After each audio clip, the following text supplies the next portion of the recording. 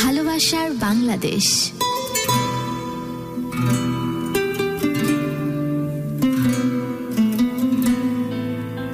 ভালোবাসার Bangladesh. That is right.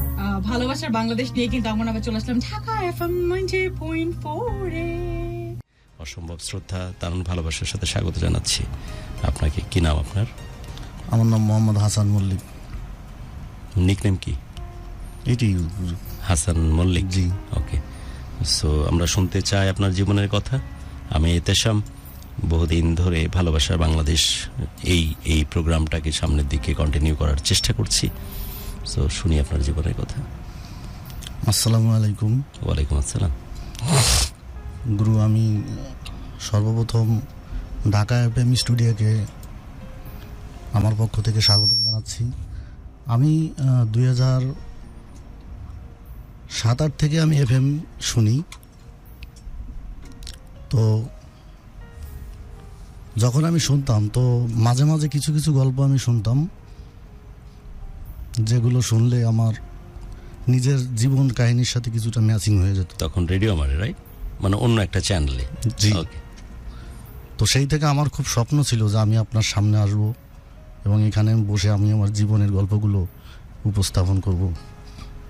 তো মহান আল্লাহ পাক রব্বুল আলামিনের কাছে লাখো কোটি শুকরিয়া, যিনি আজ আমাকে এখানে আসার এবং বসার তৌফিক দান করেছেন। আর গুরু, আপনার মানে আমি আপনার কথার ফ্যান।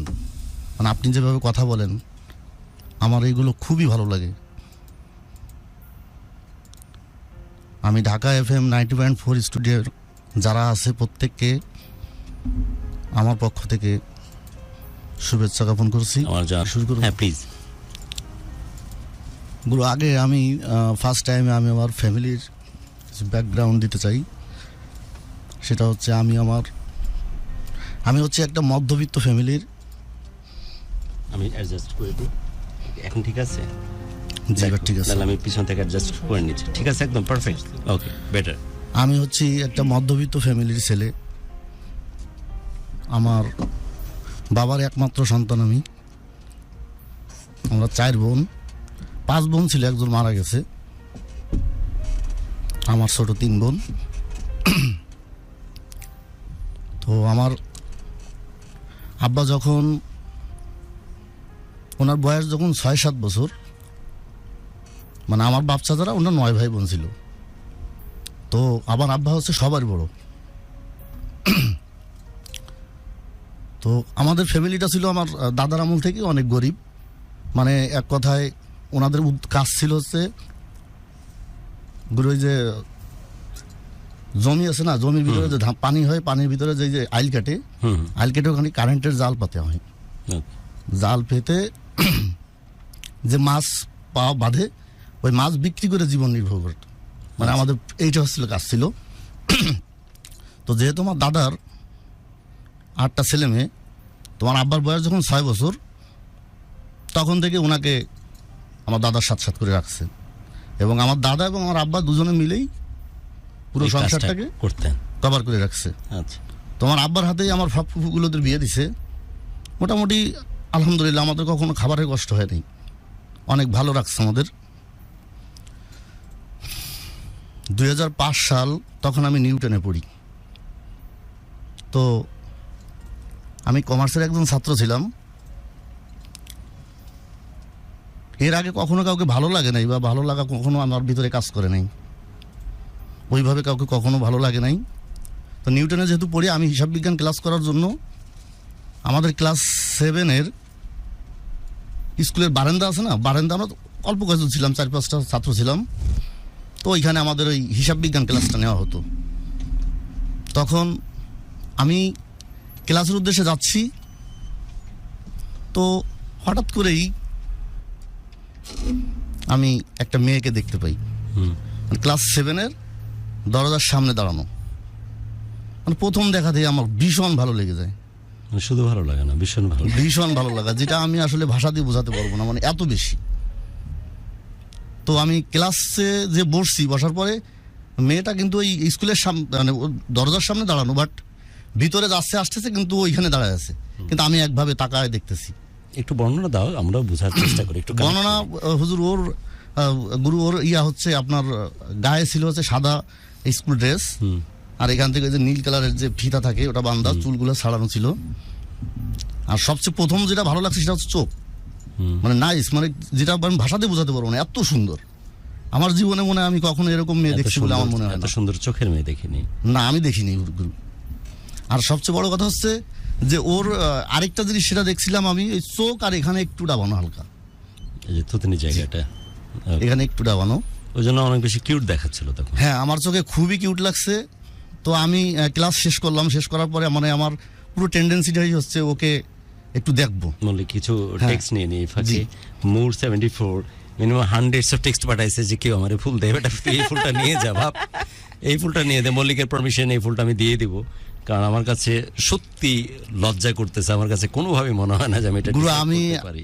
আমি আমার খুব স্বপ্ন ছিল আপনার এখানে আসবো এবং আপনার সামনে যেভাবে সামনাসামনি বসে কথা বলবো, এটা আমার কাছে মানে কি বলবো, অস্বাভাবিক কিছু মনে হচ্ছে। জানো, অনেক ভালোবাসা এটার জন্য, অনেকে হয়তো ভালোবাসে, কিছু মানুষ হয়তো অপছন্দ করে, কিন্তু এভাবে যখন ভালোবাসার কথা কেউ বলে আর এভাবে যখন মূল্যায়ন করে তখন অসম্ভব কৃতজ্ঞতা হয়।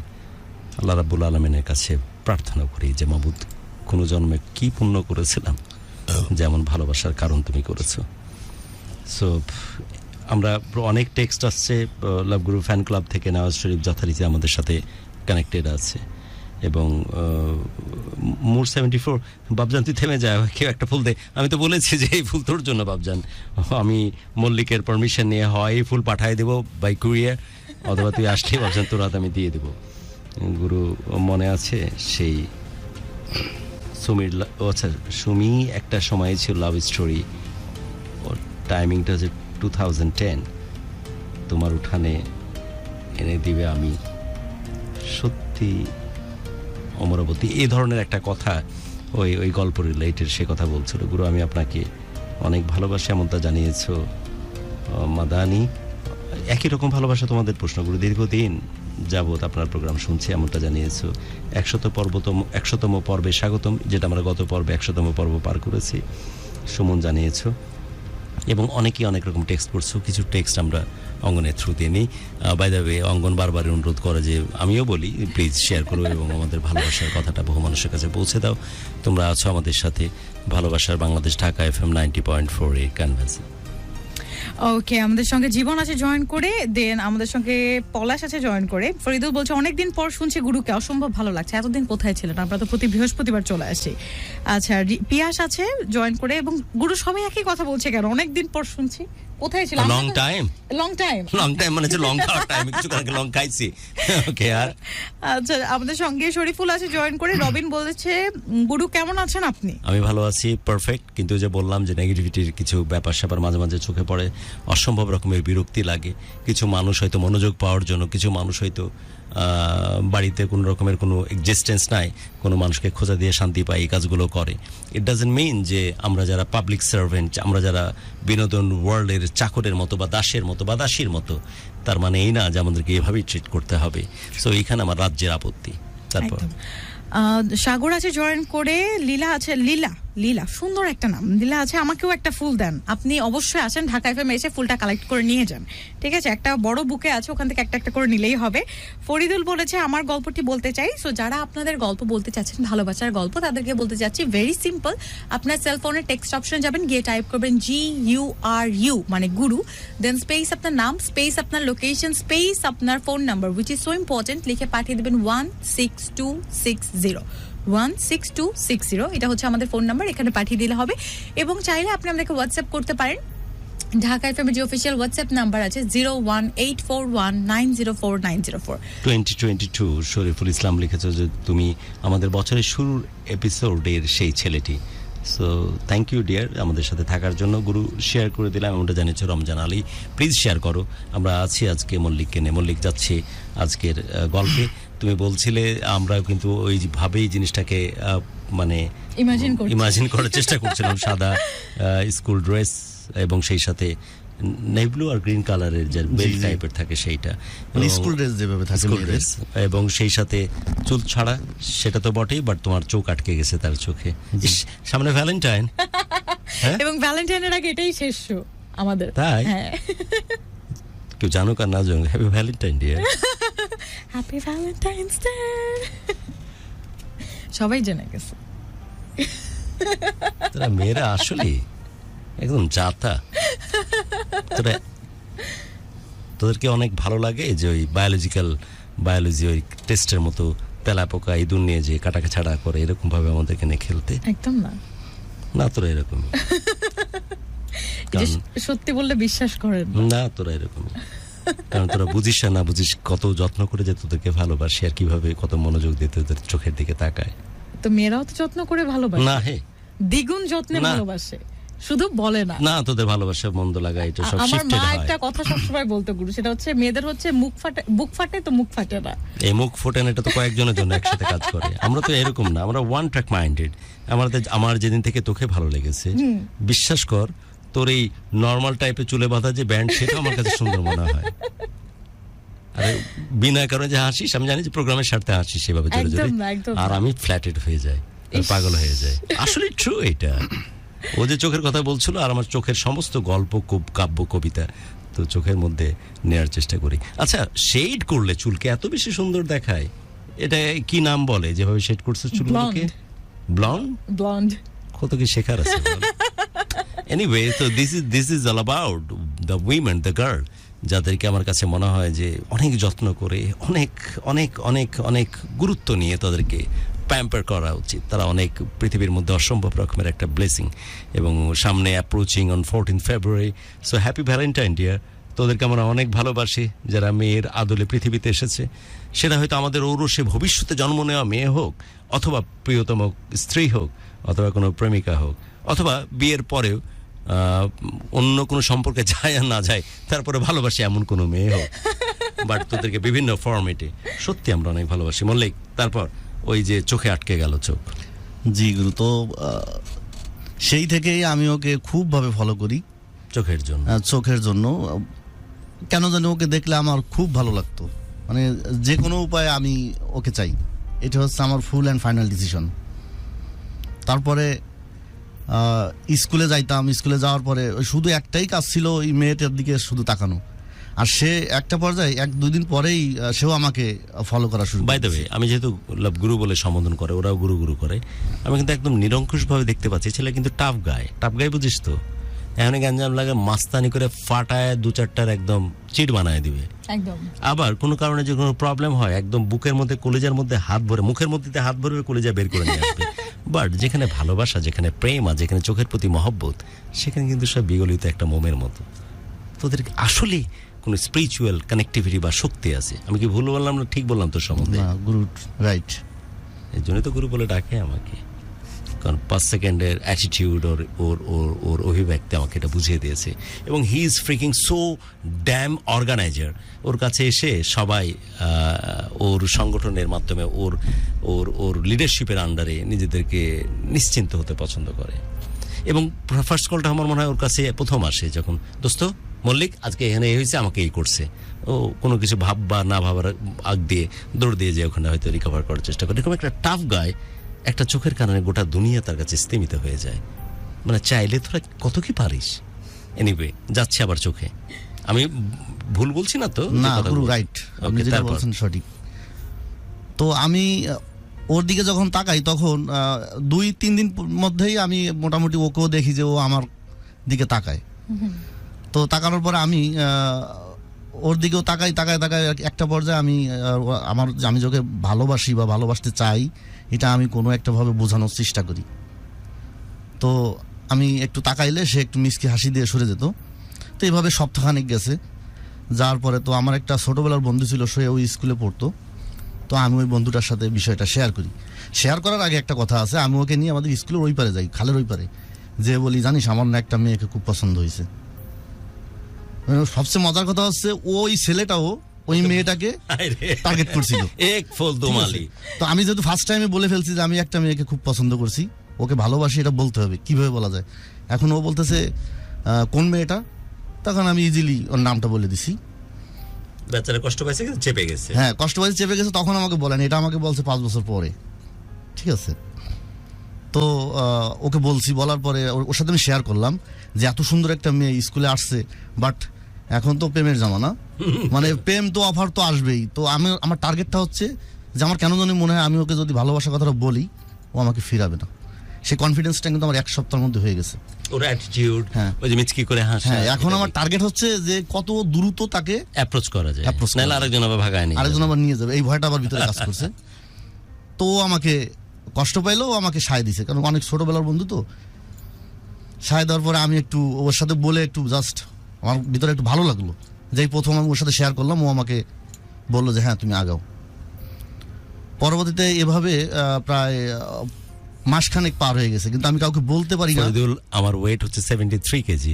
বেটা সব বাদ দিয়ে আমার ওয়েট কত এটা জানার কারণ কি আমি বুঝলাম না। ওকে মল্লিক, তারপর তো এভাবে 1 মাসের মতন পার হয়ে গেছে। তারপরে আমি আমার একটাই কাজ ছিল স্কুলে, যে একটা পর্যায়ে আমি ওকে দেখলে গুরু চোখ মারতাম ডাইরেক্টলি, এভাবে চোখ মারতাম, ঠিক আছে। চোখ মারলে ও করতো কি, জাস্ট একটা হাসি দিত। আর আমার কাজই ছিল শুধু ওকে মানে চোখে চোখ রেখে একটা চোখ মারা। বাই দ্য ওয়ে, মল্লিককে কি দেখা যাচ্ছে ক্যামেরাতে প্রপারলি? হ্যাঁ, দেখা যাচ্ছে। আচ্ছা, মানে তোমার মতো করে যদি মেয়েটার নাম তুমি ভালোবেসে কি বলে ডাকতে? ওর নাম হচ্ছে মিষ্টি। ওকে, মিষ্টি বলে ডাকতে। এর নাম মিষ্টি, আমরা অঙ্গন বলি, বাট আপুর সাথে ম্যাচিং আছে, ম্যাচিং লুক এবং নাম। অঙ্গনের চোখও কিন্তু অনেক সুন্দর। সো একদিকে মিষ্টি, আমার গাড়িতেও মিষ্টি আছে, আজকে খাবো, খাস। তোকে তো না বলার ক্ষমতা আমার নাই। সো মিষ্টি, আর একদিকে হচ্ছে মল্লিক। জি, ওকে। কি হইতো ব্যাপারটা আমরা একটু দেখি তো। যারা স্কুলে ঢুকলে মিষ্টি দাঁড়ানো স্কুলের গেটে, মানে তার দরজার সামনে, রাইট? দরজার সামনে দাঁড়ায়, সাদা পোশাক, নীল বেল্ট, চুল ছাড়া, চোখ সুন্দর, এরকম আমাদের চোখ সুন্দর। গুরু এখানে একটু ডাবানো আছে, এটি হচ্ছে আমার কাছে সবচেয়ে বেশি ফেভারিট লাগতো। মানে এই যে জায়গাটা, এখানে মানে দুই এসে এই যে এইখানে এক্স্যাক্টলি এই জায়গাটা একটু দাবানো থাকে, অনেক দাবানো। হ্যাঁ, এই যে এরকম থাকে, এরকম শুধু এখানে একটু গোল আকারে একেবারে ঢুকানো, আন্ডারস্ট্যান্ড? এই যে এরকম থাকে, ছেলেদেরও থাকে অনেকের, এক্স্যাক্টলি ছেলে এবং মেয়ে অনেকেরই থাকে। না, ওর চেহারাটা অপু বিশ্বাসের মতো। আচ্ছা, মল্লিক বললে আমি হয়তো কসমেটিক সার্জারি করতে ওটা দাবাই দেবো, বাট আপাতত এটা কল্পনা করবা যে মিষ্টি এখানে, মল্লিক আসলো, মল্লিক ঢুকতেছে, মিষ্টি কিন্তু ওর স্কুলের ওর ইসের সামনে, ক্লাসরুমের সামনে, ওর ক্লাসের সামনে থেকে আমার ক্লাসে যাইতে হতো দাঁড়ানো। এবার গিয়ে চোখটা মারতেছিস কেমনে, মানে ক্যামেরা যেন দেখা যায়। এই যে তাকাইছি, আমার দিকে তাকাইছে, মিষ্টি দাঁড়ানো এখানে এইভাবে হ্যাঁ হ্যাঁ করে হাসতো না, কাউকে বুঝতে দিতাম না। তো জাস্ট যাকে আমি দিতাম মিচকি হাসি দিত। হ্যাঁ, ও হাসি দিয়ে আর থাকতো না। ভ্যালেন্টাইন সামনে কিভাবে দুই চোখে তো পড়ছে একসাথে? না, একটাই পড়বে। আবার দেখি, আবার এই চোখ কাঁপছে, অনেকদিন ধরে অভ্যাস নাই তো। এনিওয়ে, তখন মিচকি করে মেয়েটি হাসতো। হ্যাঁ, হাসি দিয়ে ও স্কুলের ভিতরে, মানে রুমের ভিতরে চলে যেত, ক্লাসরুমে চলে যেত। জি। তো এভাবে 1 মাস পার হয়ে গেছে।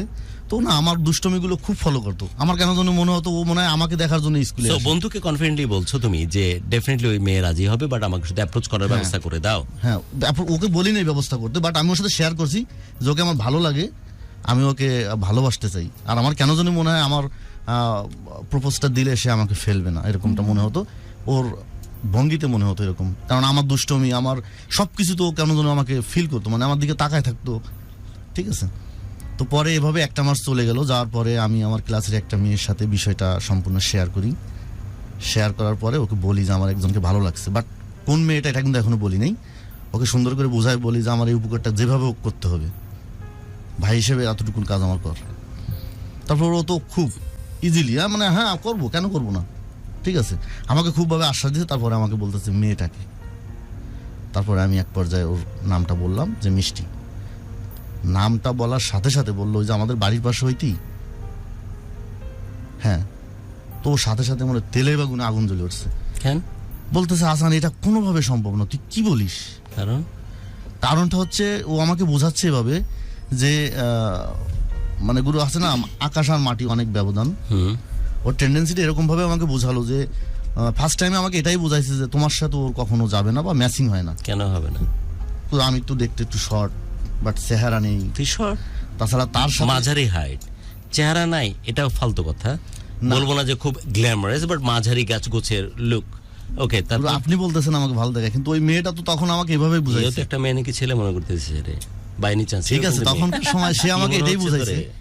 একদম সুদর্শন বাংলাদেশের পার্সপেক্টিভে এই হাইট পারফেক্ট না বললেও সে average height, right? Average height, look wise চিন্তা করলে এভারেজ লুক, বলবো না যে খুব গ্ল্যামারাস টাইপ, রাইট? আর ওর যেটা একটা পার্সোনালিটির অনেক বড় একটি কারণ, সেটা হচ্ছে অনেক সুঠামদেহী, সুঠামদেহী। বা ওই জন্যই কারণে আমি কথাগুলো বলছিলাম যে মনে হচ্ছে শক্ত সমর্থ একজন মানুষ। তারপর তো ও আমাকে এটাই তোর বুঝাচ্ছে, বান্ধবী এটা বোঝাচ্ছে যে তোর আমার বামন হয়ে চাঁদে হাত দিস না। আমার ক্লাসমেট হ্যাঁ, বলছে বামন হয়ে চাঁদে হাত দিস না। হ্যাঁ, বলতেছে এটা কোনোভাবেই সম্ভব না, আমি ভাই এটা কোনোভাবেই কিছু করে দিতে পারবো না, তুমি একবার বলছো তো বলছো, আর মুখে এনো না। আরে আমাদের বাবা। সমস্যাটা কি? ওদের বাড়িটা আর ওই মেয়েদের বাড়ি হচ্ছে পাশাপাশি ঘর, তোদের ফ্যামিলির বুঝলাম, পাশাপাশি ওই মেয়ে। কম বেশি সবকিছু জানে। ওকে, দেন আমাকে বলতেছে যে এটা কোনোভাবে হবে না, আর তাছাড়া তোমার সাথে ওই মেয়ে কখনো প্রেম করবে না, ওর সাথে তোমার আসে না, মানে ম্যাচিং হয় না, ম্যাচিং হবে না, এটা আমি দেখতেছি, এটা আমি কোনোভাবে বলতে পারবো তুই না। ঠেহারা বামন, ও ঠেহারা চাঁদের দেশের মানুষ। এটা হচ্ছে একটা পয়েন্ট। বুঝছি। আরেকটা পয়েন্ট আমাকে বোঝাচ্ছে যে মানে আমার ফ্যামিলি তো আমাদের স্কুলের এপাশ আর ওপাশ কাছাকাছি, ও আমাদের ফ্যামিলির বিষয়ে সবকিছু জানে। তো ওর ডাইরেক্টলি আমাকে বলেই দিল যে এটা কোনোভাবে হবে না, আর ওদের ফ্যামিলি তো এটা কোনোভাবে মেনে নেবে না, যে কোনো সম্পর্কে যাওয়ার আগে এটা চিন্তা ভাবনা করে যাওয়া বেটার। ওকে, এভাবে বোঝাচ্ছে। তো দেন ও আমাকে বাই এনি চান্স তোর বান্ধবী তো আবার কোনো কারণে তোর প্রতি দুর্বল ছিল না তো? না না না, আচ্ছা, আমাদের ভাই বোনের মতনই সম্পর্ক। তাও ভালো। তারপর তো আমাকে কোনোভাবেই আশা দিল না, না দিলে আমি একটু কষ্টই পেলাম। বাট ও আমাকে যেভাবে বোঝালো যে আমরা গরিব, ফ্যামিলির স্ট্যাটাসের একটা ব্যাপার আমাকে দুইটা বললো। কথা বলেছে, একটা লুক ওয়াইজ তার সাথে ম্যাচ হয় না, আর একটা গরিব হয়ে হ্যাঁ। বামন হয়ে চাঁদে হাত দিস না। Right, right. তারপর আমি ওর ওই দুটো কথায় আমি অনেক কষ্ট পেয়েছি। কষ্ট পাওয়ার পরে কিন্তু আমি হাল ছেড়ে দিইনি, কারণ আমার ভালো লাগছে, আমাকে বলতেই হবে, প্রেম হোক বা না হোক আমাকে তাকে বলতে হবে। এটা হচ্ছে আমার। কারা দেখে রে, কোন চোখ দিয়ে দেখে? এই শালা দেখতে ভালো না।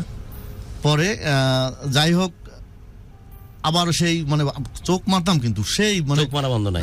ওটা বন্ধ নাই। মনে হয় দিনের স্কুল টাইমে, ফুল টাইমে যদি 3 ঘন্টা স্কুলে থাকতাম, তো 2 ঘন্টাই মনে হয় ক্লাস শেষ, দেন বাইরে আসতাম, ওই মেয়েটাও বেজে আসতো, একসাথে ইয়ে হতো। টার্গেট একটা দেখা হলে চোখ মারা। জি, ও থাকতো ঢাকাতে, তো ওই 7-এ যে ওইখানে ভর্তি হয়েছে, আমি এর আগে কখনো ওই মেয়েটাকে দেখিনি। ওকে, তো এভাবে আমি মানে কিভাবে বলবো, এটি হচ্ছে আমার টার্গেট। যেহেতু মেয়েটা আমাকে একটা ভয়, সরি মেয়েটার নাম বলে ফেললাম, দরকার নেই, ওই বান্ধবী হ্যাঁ, ভয় ও আমাকে যেহেতু একটা ভয় দিছে, আমার ভিতরে আরো বেশি নার্ভাস কাজ করতেছে যে আমি আসলে কিভাবে বলি। চোখ মারলে Then আমি বললাম, বসতেছে না চোখটা। হ্যাঁ আমি বললাম, বলার পরে যদি আবার ফ্যামিলিতে বলে দেয়, যেভাবে বললো যে ওরা অনেক প্রবলেম করবে, ওরা অনেক ঝামেলা করবে, এটা জানলে সমস্যা হবে, তা আমি আরো বেশি ভয় পেয়ে গেছি। কিন্তু আমি হাল ছেড়ে দিইনি, আমি আরেকটা মেয়ের সাথে বিষয়টা শেয়ার করছি এভাবে বলছি যে আমার ওকে খুব ভালো লাগে, দেন এখন যে বলা যাবে না, এটা বলতে হলে তোমাকে একটা কাজ করতে হবে। কি? প্রথমে 2-3 দিন ওর সাথে কথা বলে ফ্রি হতে হবে, ঠিক আছে? মানে আমার ওই আরেকটা মেয়ে যে আমার ক্লাস ফ্রেন্ড, ওকে দিয়ে যেহেতু কাম হলো না, আরেকজনকে বলছি এবং ওকে শিখাই দিচ্ছি যে ওই মেয়েটার সাথে যে আগে প্রথমে 3-4 দিন কথা বলবি, মানে ফ্রি হবি, তারপর ওর মনোভাব বোঝার পরে দেন ওকে প্রস্তাবটা দিবি। কিন্তু ডাইরেক্টলি যে বললে ভয় লাগে আর কি, যদি কিছু বলে দেয়। তো ও সেইভাবে আমার কথা শোনার পরে ওর সাথে যায়, একটু সময় পাইলেই যে ওই ক্লাসে যে ওর সাথে বসে কথাবার্তা বলে 2-3 দিনের মধ্যে ভালো একটা আন্ডারস্ট্যান্ডিং হয়ে গেছে। এবং আমি ওকে শিখাই দিছি যে ইসলাম ধর্ম বই মাথায় দিয়ে ওর কাছে বলাবি যে তোমাকে একটা কথা বলবো, এই কথাটা তুমি কাউকে বলতে পারবো না, মানে এত ভয় কাজ করতো। তো ওই দিনকে ভাগ্যক্রমে আমি আমার ছোট ফুফুর বিয়ে হয়েছিল, তার শ্বশুর বাড়িতে গেছিলাম, ওই দিন আমি স্কুলে অ্যাটেন্ড ছিলাম না। ও করছে কি, আমি যেদিন নেই সেদিনকে এই কাজটা করে দিছে। কি কাজ করছে? ওই মেয়ের সাথে তো আগে তো একটু সম্পর্ক ভালো হয়ে গেছে, তো ইসলাম ধর্ম বই নিয়ে ওকে হাতে দিয়ে বলতেছে যে মিষ্টি, তোমাকে আমি একটা কথা বলবো, তুমি কাউকে বলতে পারবো না। কয় না ফুফু আপনি বলেন, সম্পর্কে ফুফু হয়ে গেছে, ফুফু আপনি বলেন, এটা কাউকে বলবো না। পরে বলছে আমার তো ভয় লাগে, তারপরে তুমি ইসলাম ধর্ম বই মাথায় দিয়ে বলো, তুমি কাউকে শেয়ার করবো না, তোমাকে বলবো, ভালো লাগা না লাগা সেটা ইট ইজ ইউর পার্সোনাল, কিন্তু তুমি কারোর সাথে শেয়ার করতে পারবো না। ওকে, ও কথা দিল। পরে জাস্ট যখনই বলছিল তোমাকে না একজন খুব পছন্দ করে, ভালোবাসে, সাথে সাথে ফিডব্যাক, কে? হাসান। ঠিক আছে, কে কার চোখ দিয়ে দেখে? আর ওর বেটা তো অন্ধ, তোর এই বান্ধবী কানা, যার নাম তুই বলছিস, বা আমরা শুনে না শুনে ভান করতেছি। ও কিন্তু যখনই বলছে যে খুব ভালোবাসে, খুব পছন্দ করে, মানে আমার ওর সাথে তাকানিটা, মানে চোখাচোখিটা এমন ভাবে হয়েছে, শুধু চোখাচোখি ভাবে যে চোখ মারতেছিস সমানে, হাসতো, আমি সবসময় ফলো করতাম। ঠিক আছে, তারপর তো ওটা বলার সাথে সাথে সে বলে ফেললো, আমার নামটা বলে দিল, কে? হাসান। বলছে হ্যাঁ। ওকে, ও আমি ওই দিনকে নেই স্কুলে, তো দুপুরের দিকে আমি চলে আসছি। আসার পরে আমি আমার কাজই মানে স্কুলে আসিনি। মেয়েরকে হ্যাঁ বললো, মিষ্টিকে হ্যাঁ বললো নাকি? ও কিছু বলে না, ও জাস্ট এতটুকু বলছে, ও বলছে হ্যাঁ। তার মানে একটু ওইভাবে বলে নাই যে হ্যাঁ আমি করবো, রাজি আছি, ভালো কি মন্দ সব কিছু বলে নাই। আমি বেড়ায় আসছি দুপুরবেলা, টিফিন পিরিয়ডে আমি স্কুলের সামনে আসছি। তো ওই আমার যে বান্ধবীটা, ও আমাকে ডেকে নিয়েছে স্কুলে। নেওয়ার পরে জানিস এই হয়েছে। কি বলছে? আমি তো পুরো হতবাক। তুই আমি নেই, তুমি বলতে গেলি কেন? পরে বলতি সমস্যা কি, আজকে চান্স পাইছি বলে দিছি। ওকে ঠিক আছে, তো কি বলছে? তো তোর বলার আগেই তো তোর নাম বলে দিয়েছে, কে হাসান। তাহলে কি কাজ হবে? আমি তো বলছি কাজ কি হবে, কয় ধরে নে হয়ে গেছে। ওকে, তারপরের দিন স্কুলে আসছি। আমার ওই সেভাবেই ওইভাবেই যাতো, মানে তাকানো এখন আর একটু বেশি। ঠিক আছে, তো হুট করে আমাদের স্কুলে যে সিঁড়ি, একতলা তো ছাদ দেওয়া, ছাদে উঠতে যে সিঁড়ি থাকে, তো ওই সিঁড়িতে ওরা উঠছে। তা আমি তো ফলো করতাম সবসময়ের জন্য, কোন দিকে যায়, কি করে না করে সবকিছু ফলো করতাম। তো যখনই সিঁড়ির উপর উঠছে, আমি করছি কি, একটা কাগজ, জাস্ট সাদা কাগজ, চিঠির ভাঁজ দিতে পারতাম খুব সুন্দর করে। আমাদের স্কুলে তখন চিঠির ভাঁজ বইটা বলে, এখন ওইগুলো পারি না, ভুলে গেছি। তো চিঠির ভাঁজ দিয়ে ওখানে জাস্ট উপরে লেখা ছিল প্রিয়তম প্রিয়া, আর সব ফাঁকা, কিচ্ছু লেখা নাই। এটা লিখে চিঠির ভাঁজ দিয়ে সুন্দর করে পকেটে রাখছি, চান্সে আছি কখন আমি ওকে দেবো। ঠিক আছে, তো যখনই ওর সাথে আরেকটা মেয়ে ছিল, ওর খুব কাছের সম্পর্কে ফুফু হয়, তো ওরা দুজন ওই সিঁড়ির উপর উঠছে, কি বা কোন কারণে উঠছে জানি না। তো আমি দেখি যে উপরে উঠছে, উঠার সাথে সাথে আমি ওটা ফলো করি, ওর ভিতরে ঢুকে যেয়ে আমি সিঁড়ির উপরে যে দাঁড়াইছি। তা আমাকে দেখে ওই যে আরেকটা যে মেয়ে আছে সাথে, ও নেমে গেছে, ওকে আমি যেতে দিছি। যে ও যখনই আসে তখন আমি পাও দিয়া সিঁড়িতে আটকায় দিছি। আটকায় দিলে আমার মনোযোগ দিয়ে দেখছি, মনোযোগ দিয়ে দেখে ওই পুরো জিনিসটা ইমাজিন করছি চোখের সামনে। তোর কিছু মনে পড়তে না না, পুরো জিনিসটা ইমাজিন করছি চোখের সামনে, মনোযোগ। মল্লিক খেয়াল করছো তো যে কাঁদতেছে? কান্নার সময় সামনে, মানে আরো দুঃখ আছে সামনে, ও ঢুকে গেছে। সো আমরা কিন্তু সময় বেশি নিব না, চলে যেতে চাই। আমি তখন ওকে আটকায় দিছি, আটকায় তো হ্যাঁ, আটকায় দেওয়ার পরে আমাকে বলতেছে আপনার পাও সরান, আমি নিচে নামবো, মানে একটা ভয়ে ভয়ে। তখন বলছি না, পাও সরানো যাবে না। আমি পকেট থেকে ওই চিঠিটার ভাঁজটা যেটা বের করে দিছি, যে এটা নিতে হবে, দেন আমি তোমাকে ছাড়বো, নাহলে তোমাকে পা আমি সরাবো না, আমি যেতে দেবো না। তো প্রথম বললো না এটা কি, এটা আমি নিবো না। আমি না, এটা নিতে হবে, না নিলে আমি পাও সরাবো না। পরে একটা পর্যায়ে হাত পাতায় দিছে, আমি হাতের পর আস্তে রেখে দিয়ে পাও সরাই দিয়েছি, ও নেমে গেছে।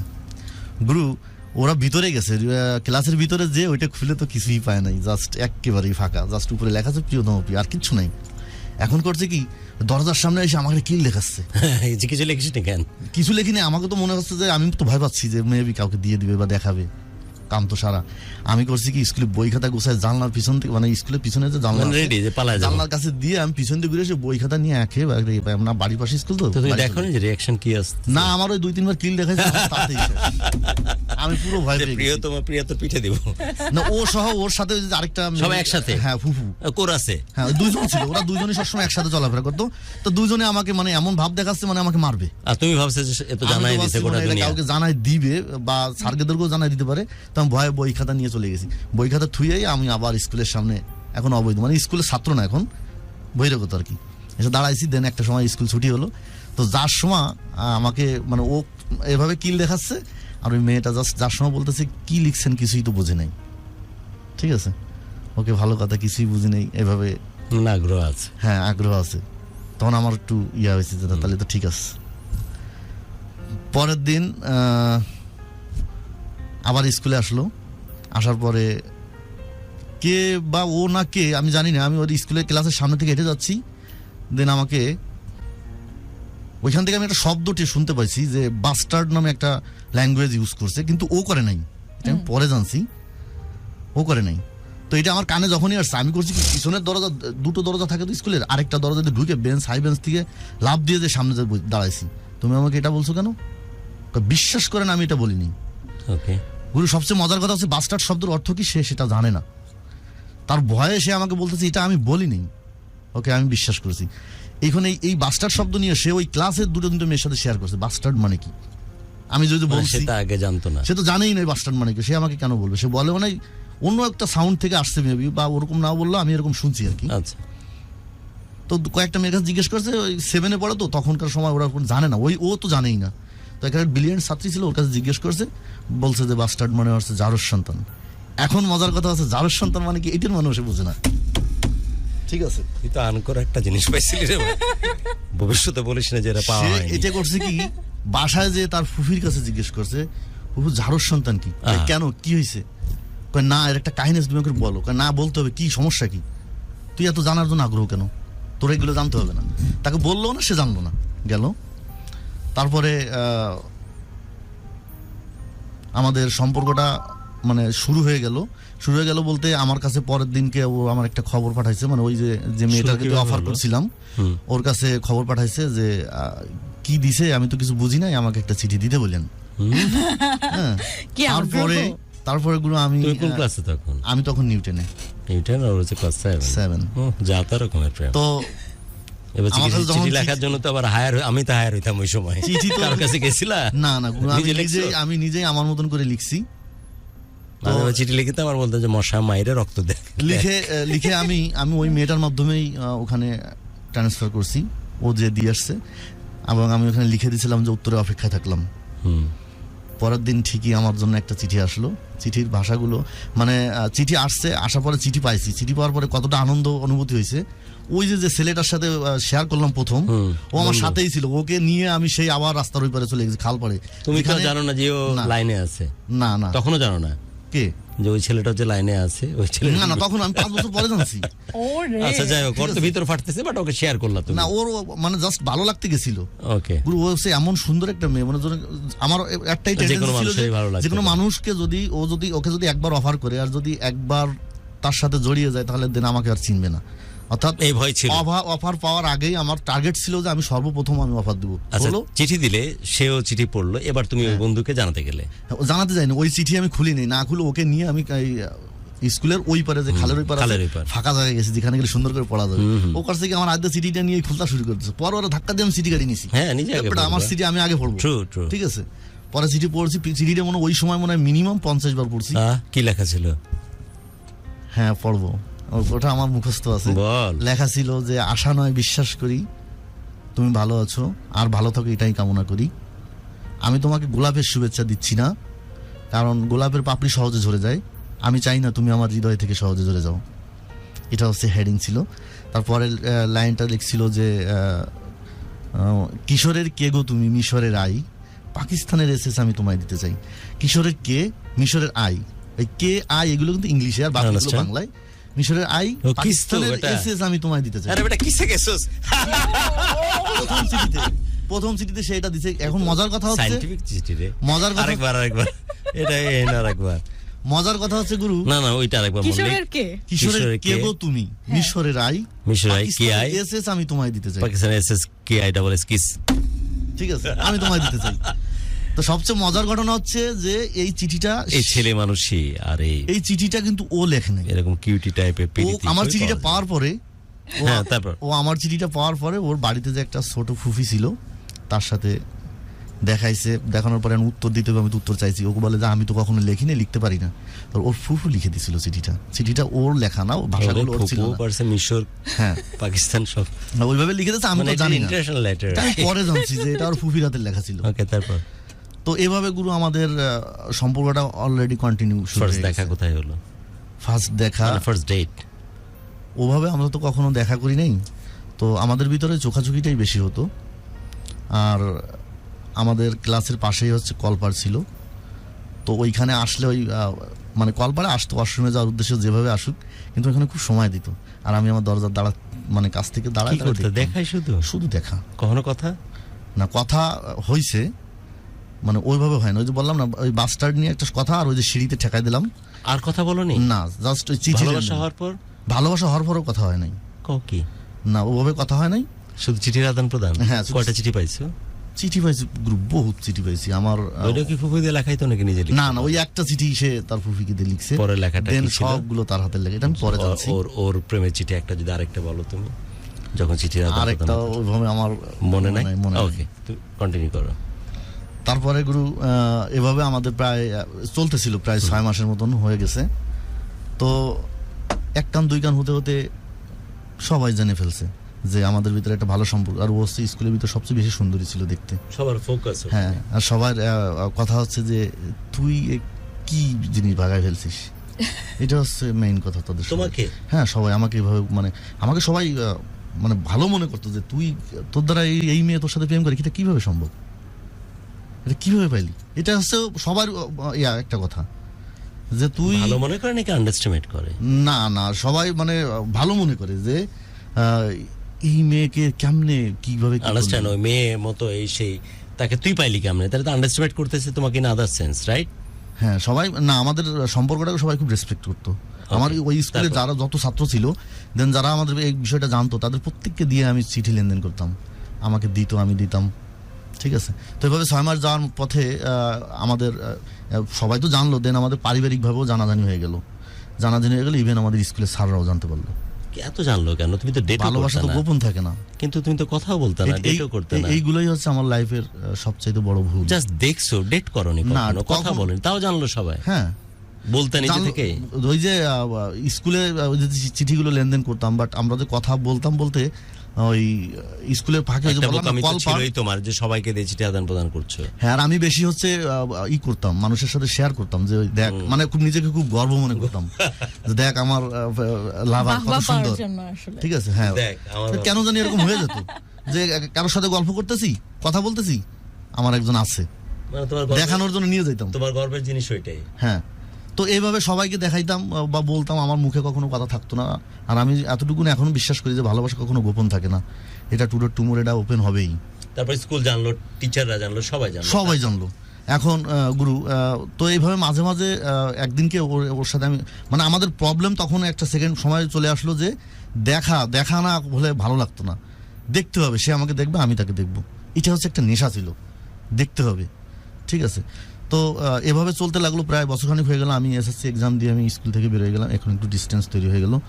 তো কলেজে যাইতাম, কলেজ থেকে ওই 2-1টা ক্লাস করে আমার কথা হচ্ছে টিফিন পিরিয়ডে এখানে আসতে হবে, টিফিন পিরিয়ডে রাস্তার দিকে আসবে, একটু দেখবো, আর ছুটির সময় আমি ওখানে থাকতাম। এটাই হচ্ছে আমার নেশা ছিল, আমার জাস্ট ওকে দেখতে হবে, এটি হচ্ছে আমার কথা। তো এখন তো স্কুলে থাকি না, এখন তো বাইরে থাকি, এখন তো একটু কথা বলতে ইচ্ছে করে যে কিভাবে কথা বলি, তো মানুষ দিয়ে খবর পাঠাইতাম যে অমুক জায়গায় যদি একটু আসতে পারতো, একটু কথা বলতাম।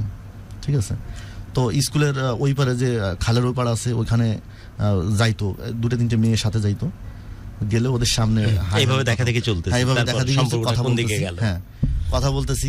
বাই দ্য ওয়ে, অনেকে টেক্সট করছে, 2-1টা টেক্সট নিয়ে নিই, আর প্লিজ শেয়ার করো, প্লিজ ডু শেয়ার যত বেশি সম্ভব। তোমরা সকলে আছো ঢাকা FM 90.4 ভালোবাসার বাংলাদেশ।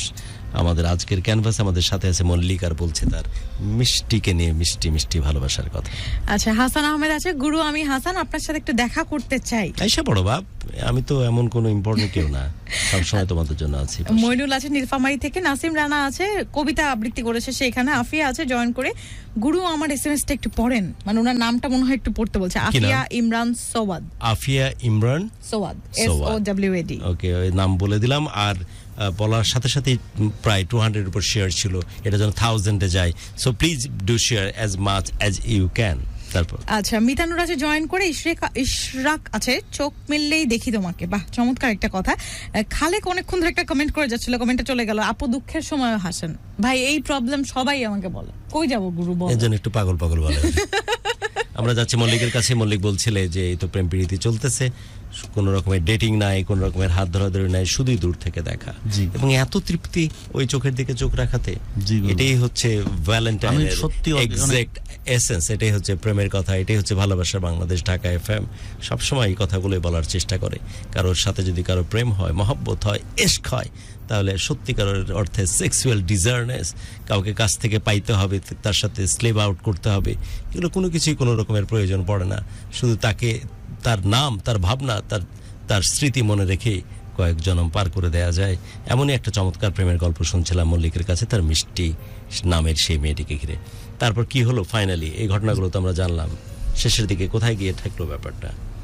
তো এভাবে দেখা করতাম, দেখা করলে ওই তো দেখা যাচ্ছে যে কেউ দেখে ফেলছে, ওদের বাড়িতে যে বলে দিত। তো এখন বাড়ি থেকেও একটু ফলো করে সে কিভাবে চলাফেরা করে, কোথাও যায় কিনা। ইভেন কিছু লোক তারা সেট করে রাখে যে এদেরকে একটু দেখে রাখবি, কোথাও যায় কিনা, ভালো কি মন্দ। তো আমাদের স্কুলের সাথেই একটা দোকান ছিল, ওই দোকানে তখনকার সময় ওই দোকানে একটা ছেলে ছিল, ও হচ্ছে খুবই মানে কি বলবো ডেঞ্জারাস টাইপের, তখন ফোন ইউজ করতো।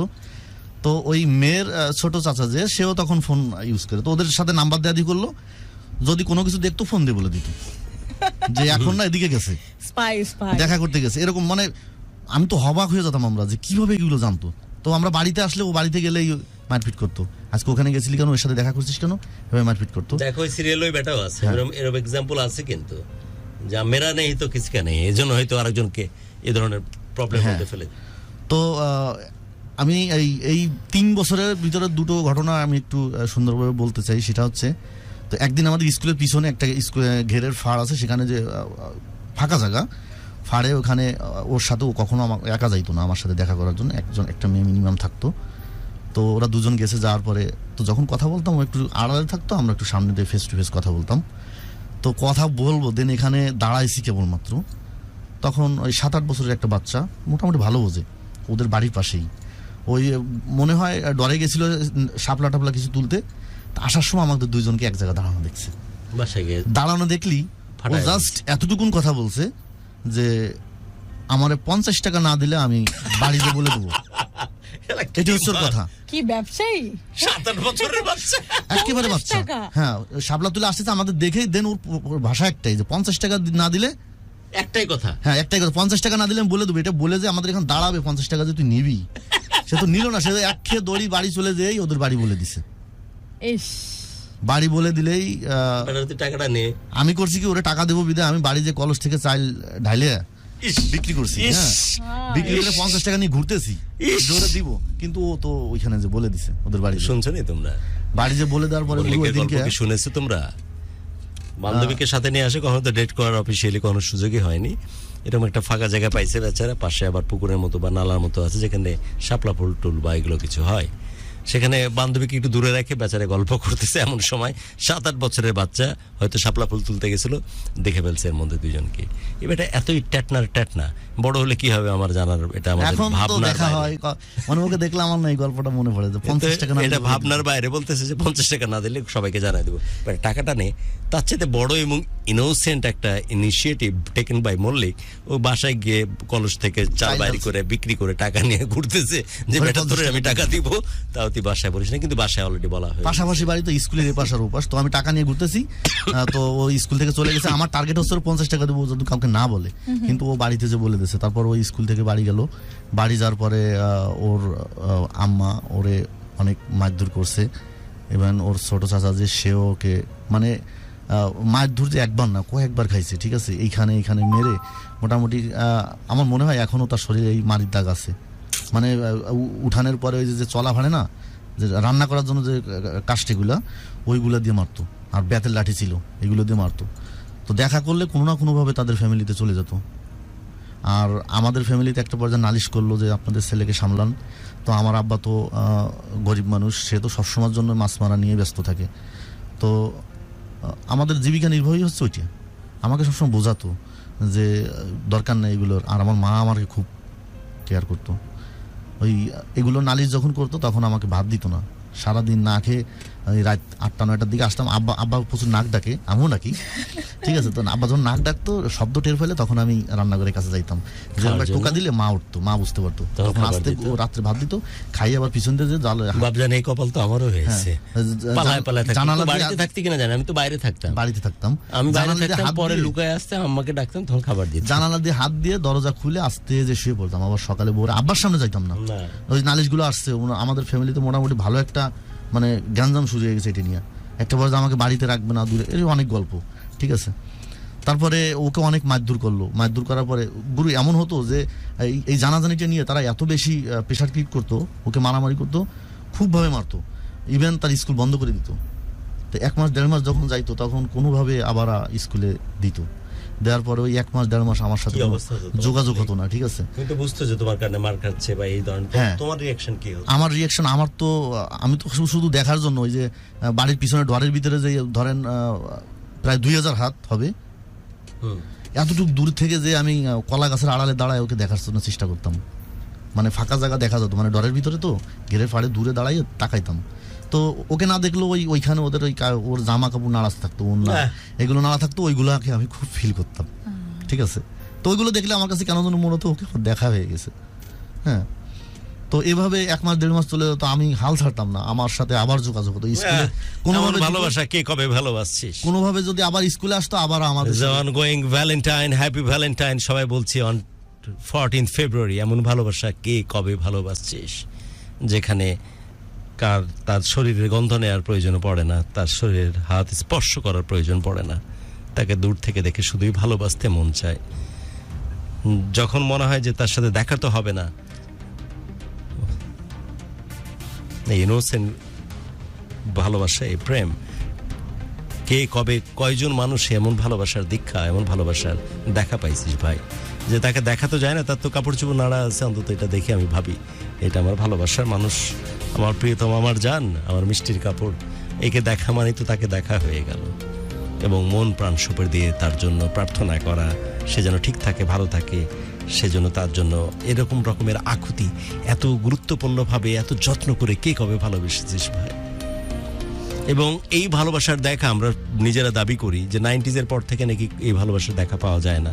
আসলে পৃথিবী যতদিন এক্সিস্ট করবে ততক্ষণ পর্যন্ত কিন্তু এই ভালোবাসা থাকবে, হয়তো 5 জনের মধ্যে থাকবে, 15 জনের মধ্যে থাকবে, বা 500, 5 লাখ, 5 কোটির মধ্যে থাকবে, বাট থাকবে। কারণ পৃথিবীতে স্বর্গের রত্তি পরিমাণ যদি ভালো লাগা ভালোবাসা থেকে থাকে, সেটাই হচ্ছে এই প্রেমের মধ্যে। দারুণ ব্যাপার, দারুণ ব্যাপার। সো এরকম একটা ইনোসেন্ট প্রেম, এরকম ইনোসেন্ট লাভ, যেখানে শুধু মেয়েটিকে দেখা না, শুধু তার কাপড় চোপড় দেখে মনে হচ্ছে যে আমার জানের কাপড়, ওকে দেখা মানে এই জিনিস দেখা মানে ওকে দেখা হয়ে গেল। তারপরে গুরু গল্প তো আসলে আমার মনে হয় 2 রাত বসে বললেও শেষ হবে না, কিন্তু আমি তো অত বলতে পারবো না, আমাদের হাতে কিন্তু আমরা অনুষ্ঠানের শেষের দিকে। জি বাবজান, অলরেডি 12:10, আমরা 30 মিনিট সময় আছে, আমরা ব্রেক করে যাই। গুরু কিছু কথা না বললে নয়, যেমন আমি ওদের বাড়ির সামনে একটা পর্যায়ে কাউকে বিশ্বাস পাইতাম না, চিঠি দিলে হয়তো ওকে বলে দিবে সেই। পরে ওর বাড়ির সামনে একটা কারেন্টের খাম্পা ছিল, আমি কারেন্টের খাম্পার নিচে একটু গর্ত করে ওইখানে চিঠি রেখে আসতাম, দেন ও চিঠি নিয়ে যেত, একটা নিয়ে যেত আর একটা দিয়ে যেত, আমি ওই রাতের অন্ধকারে যে চিঠি নিয়ে আসতাম। এভাবেও করছি কন্টিনিউ কিছুদিন। যা হোক, একটা ঘটনা না বললেই নয়, এটা আমাকে বলতেই হবে। একদিন আমি ওই দোকানে গেলে ওই যে ছেলেটা যে ফোন দিয়ে সবকিছু বলে দেয়, আমি তো জানতাম না কে বলতো, তো ওর দোকান থেকেই আমি 20টা চকলেট কিনে, আমি ওই স্কুলে গেছে, ওই স্কুল থেকে দোকানের কাছে গেছে, আমি হাতের ভিতরে দিছি, দেওয়ার পরে চকলেটটা নিয়ে গেছে, সাথে সাথে ফোন চলে গেছে যে মিষ্টিকে না হাসান চকলেট দিছে। তারপরে উনি চলে আসছে, ছোট চাচা স্কুলে চলে আসলে, আমাকে তো দোকানের সামনে বসা পাইছে। তো স্কুলে তখন প্রায় 8-10টা ছেলে মেয়ে, তো ওরা তো, আমি তো রিসেন্টলি বেরোইছি স্কুল থেকে, আমাকে তো সবাই চিনে। তো 8-10টা ছেলের সামনে, সবার সামনে দাঁড় করাইয়া আমাকে ডাকছে। ডাকার পরে আমি গেছি, যাওয়ার পরে মানে আমাকে ওখানে চরমভাবে অপমান করছে। অপমানটা এরকম ছিল যে আমাকে বলতেছে, আচ্ছা এর আব্বা হচ্ছে ঢাকাতে থাকে, কত হাই সোসাইটিতে থাকে, আর এর আব্বা হচ্ছে মাছ বিক্রি করে, গরিব, তো এইটি আমার ভাইজিকে চকলেট দিছে, এটি কি কোনোভাবে মেনে নেওয়া যায়? এটা কি তোমরা বিশ্বাস করো? ওই ছেলেদেরকে বলতেছে লোকজনের সামনে। গুরু আমাকে খুব লজ্জিত করেছে তখন, আমি অনেক কষ্ট পেয়েছি। ইভেন আমার একটা কলিগ ছিল আমার সাথে ওখানে, মানে সরি কলিগ না, আমার ক্লাস ফ্রেন্ড, ছেলেটা হিন্দু ছিল, মানে আমাকে মারে নাই কিন্তু মারের অধিক করে ফেলছে। ইচ্ছা মনে হয় মারাটাই ভালো ছিল। আমার কথা হচ্ছে যে তুমি এভাবে আমাকে অপমান না করে যদি তুমি আমাকে পাশে ডেকে নিয়ে যদি 2টা থাপ্পড়ও দিতা, আমার মনটার ভিতরে ভালো লাগতো যে কেউ তো দেখে নাই,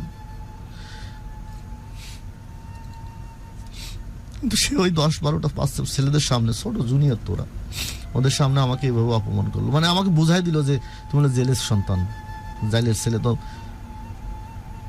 তোমার সাথে তো আমাদের যায় না, মেশে না, তোমরা কি কেউ বিশ্বাস করে এগুলা? তো ওরা তো নীরবে, কারণ ওরা তো জানে যে এটা সম্পর্ক আছে। ঠিক আছে, এটা বলে চলে গেল। পরে আমার ওই ক্লাস ফ্রেন্ড হিন্দু ছেলেটা, ও আমাকে উপর ডেকে নিয়ে আমাকে বোঝালো যে তুই এ মেয়েকে কখনো পাবি না। মানে ঘটনা কিন্তু অনেক আছে, আমি জাস্ট 2টা কথা বলবো যদি সংক্ষিপ্ত। তুই একে পাবি না কখনো। ও আমাকে একটা পরামর্শ দিয়ে দিল, জাস্ট আমাকে বলে দিচ্ছি, মানে ডিরেক্টলি বলতেছে যে তুই ওকে ইউজ কর এভাবে। তখন ওর পর আমি রেগে গেছি, কারণ আমি তোকে ভালোবাসি, ওকে আমি পাবো, ওকে আমি হারাবো না। তাহলে এটা বলতেছে যে শোন, মেয়েরা হচ্ছে একটা পর্যায়ে দেখবি এ তো কোনোদিনও পাবি না, বাট তোকে দেখবি ইগনোর করে চলে গেছে, ভুলে যাবে, তোর ভালোবাসার কোনো মূল্য থাকবে না। বাট তুই যদি ইউজ করতে পারিস, তাহলে ওকে সারা জীবন তোকে মনে রাখবে। আমি বলছি না, তাকে আমি ভালোবাসি, আমার ভালোবাসার মানুষটাকে আমি যদি আমার কপালে ভাগ্যে থাকে আল্লাহ পাক যদি রাখে হবে, নাহলে হবে না। আমি এটা কোনোভাবে সম্ভব না। সে আমাকে এভাবে পরামর্শ দিছিল সান্ত্বনা দেওয়ার জন্য, ঠিক আছে। যাই হোক গুরু, এভাবে সম্পর্কটা ওই যে চলে যায়। এই ঘটনার পরে ওকে যে ওর ছোট চাচা হচ্ছে লাঠি দিয়ে পিটাইছে, এখানে পিটানোর পরে তো একেবারেই ক্লান্ত হয়ে গেছে। ওর দাদা যে গলার পরে পাড়া দিছে, এটা আমি জানছি পরে, এটা আমি পরে বলতেছি। গলায় পাড়া দিয়ে হারিকেন আছে না, হারিকেনের তেল গলার ভিতরে মানে মুখে ডাইলে দিছে, গ্যাস লাইট দিয়ে আগুন ধরাই দেবে, ঠিক আছে।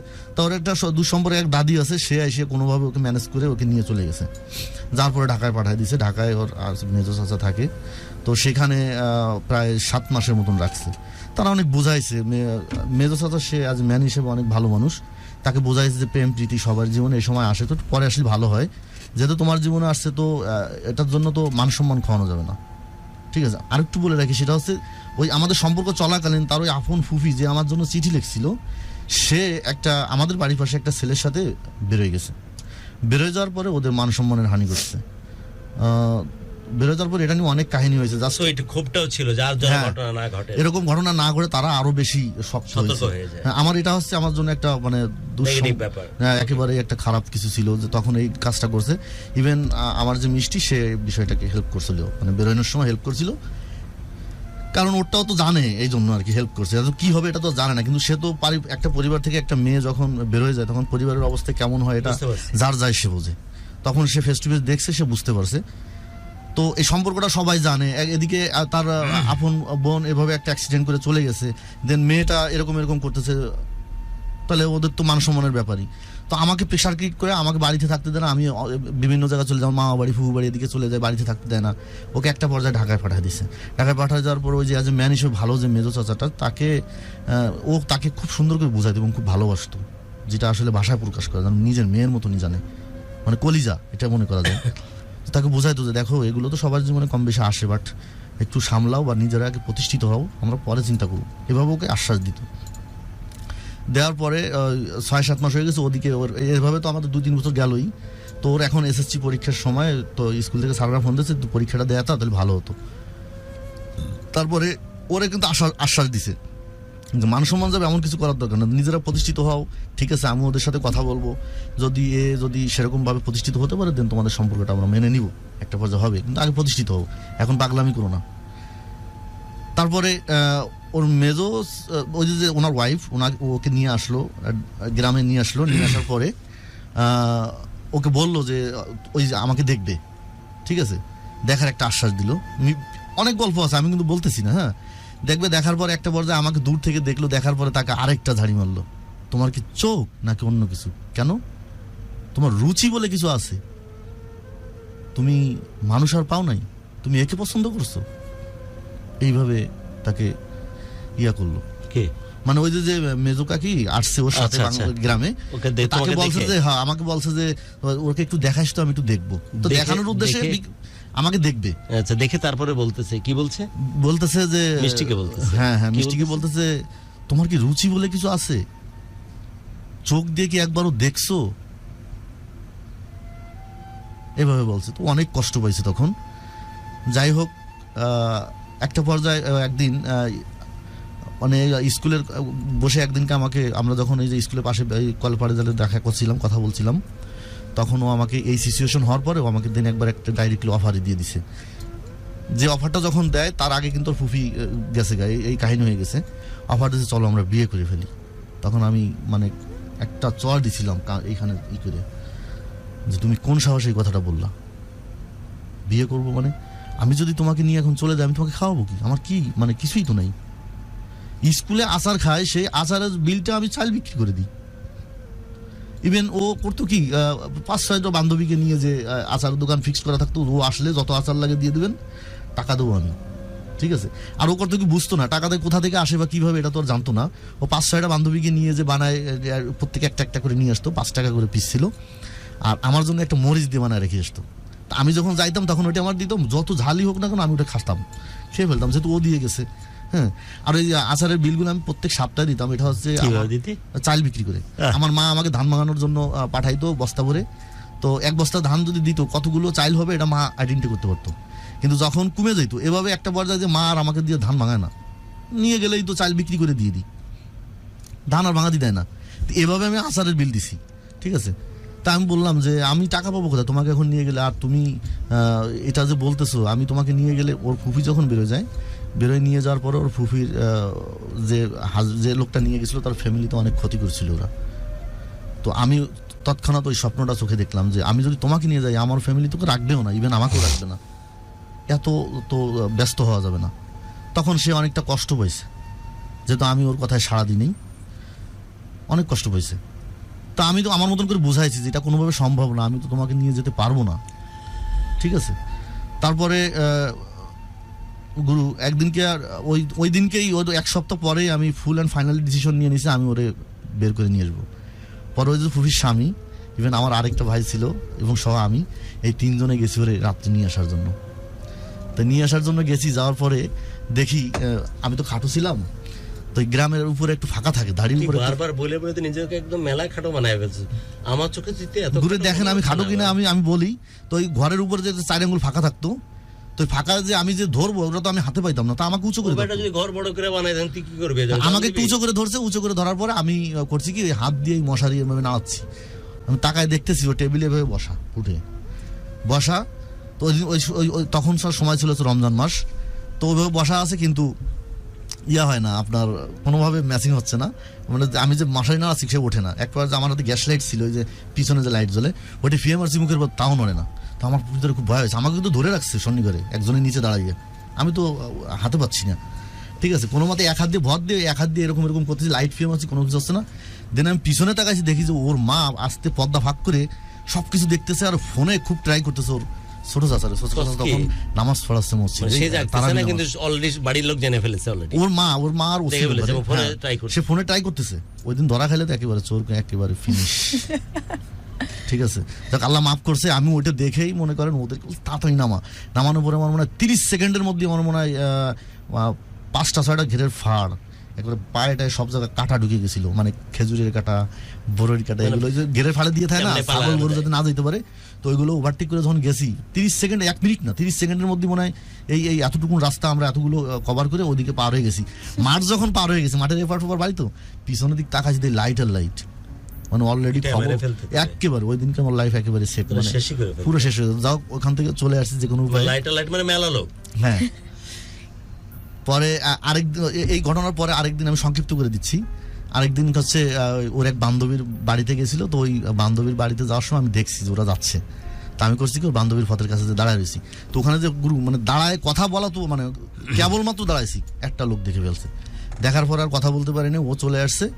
ওই লোকটা করছে কি ঢাকাতে ওরা সব রেডি থাকে ফোন করার জন্য, হ্যাঁ সবাই মানে ফোন দিয়ে, আমাদের তখন ফোন ছিল না, ফোন দিয়ে ওর আব্বুকে বলে দিছে। আমি কিন্তু সংক্ষিপ্ত করতেছি যেহেতু সময় সংক্ষিপ্ত। ওর আব্বুকে বলে দিলে আর আব্বুর একটু মাইন্ডই লাগছে। উনি করছে কি বিকেলে জানাইছে, তো সকালে ফার্স্ট ট্রিপের গাড়িতে বাড়িতে চলে আসছে।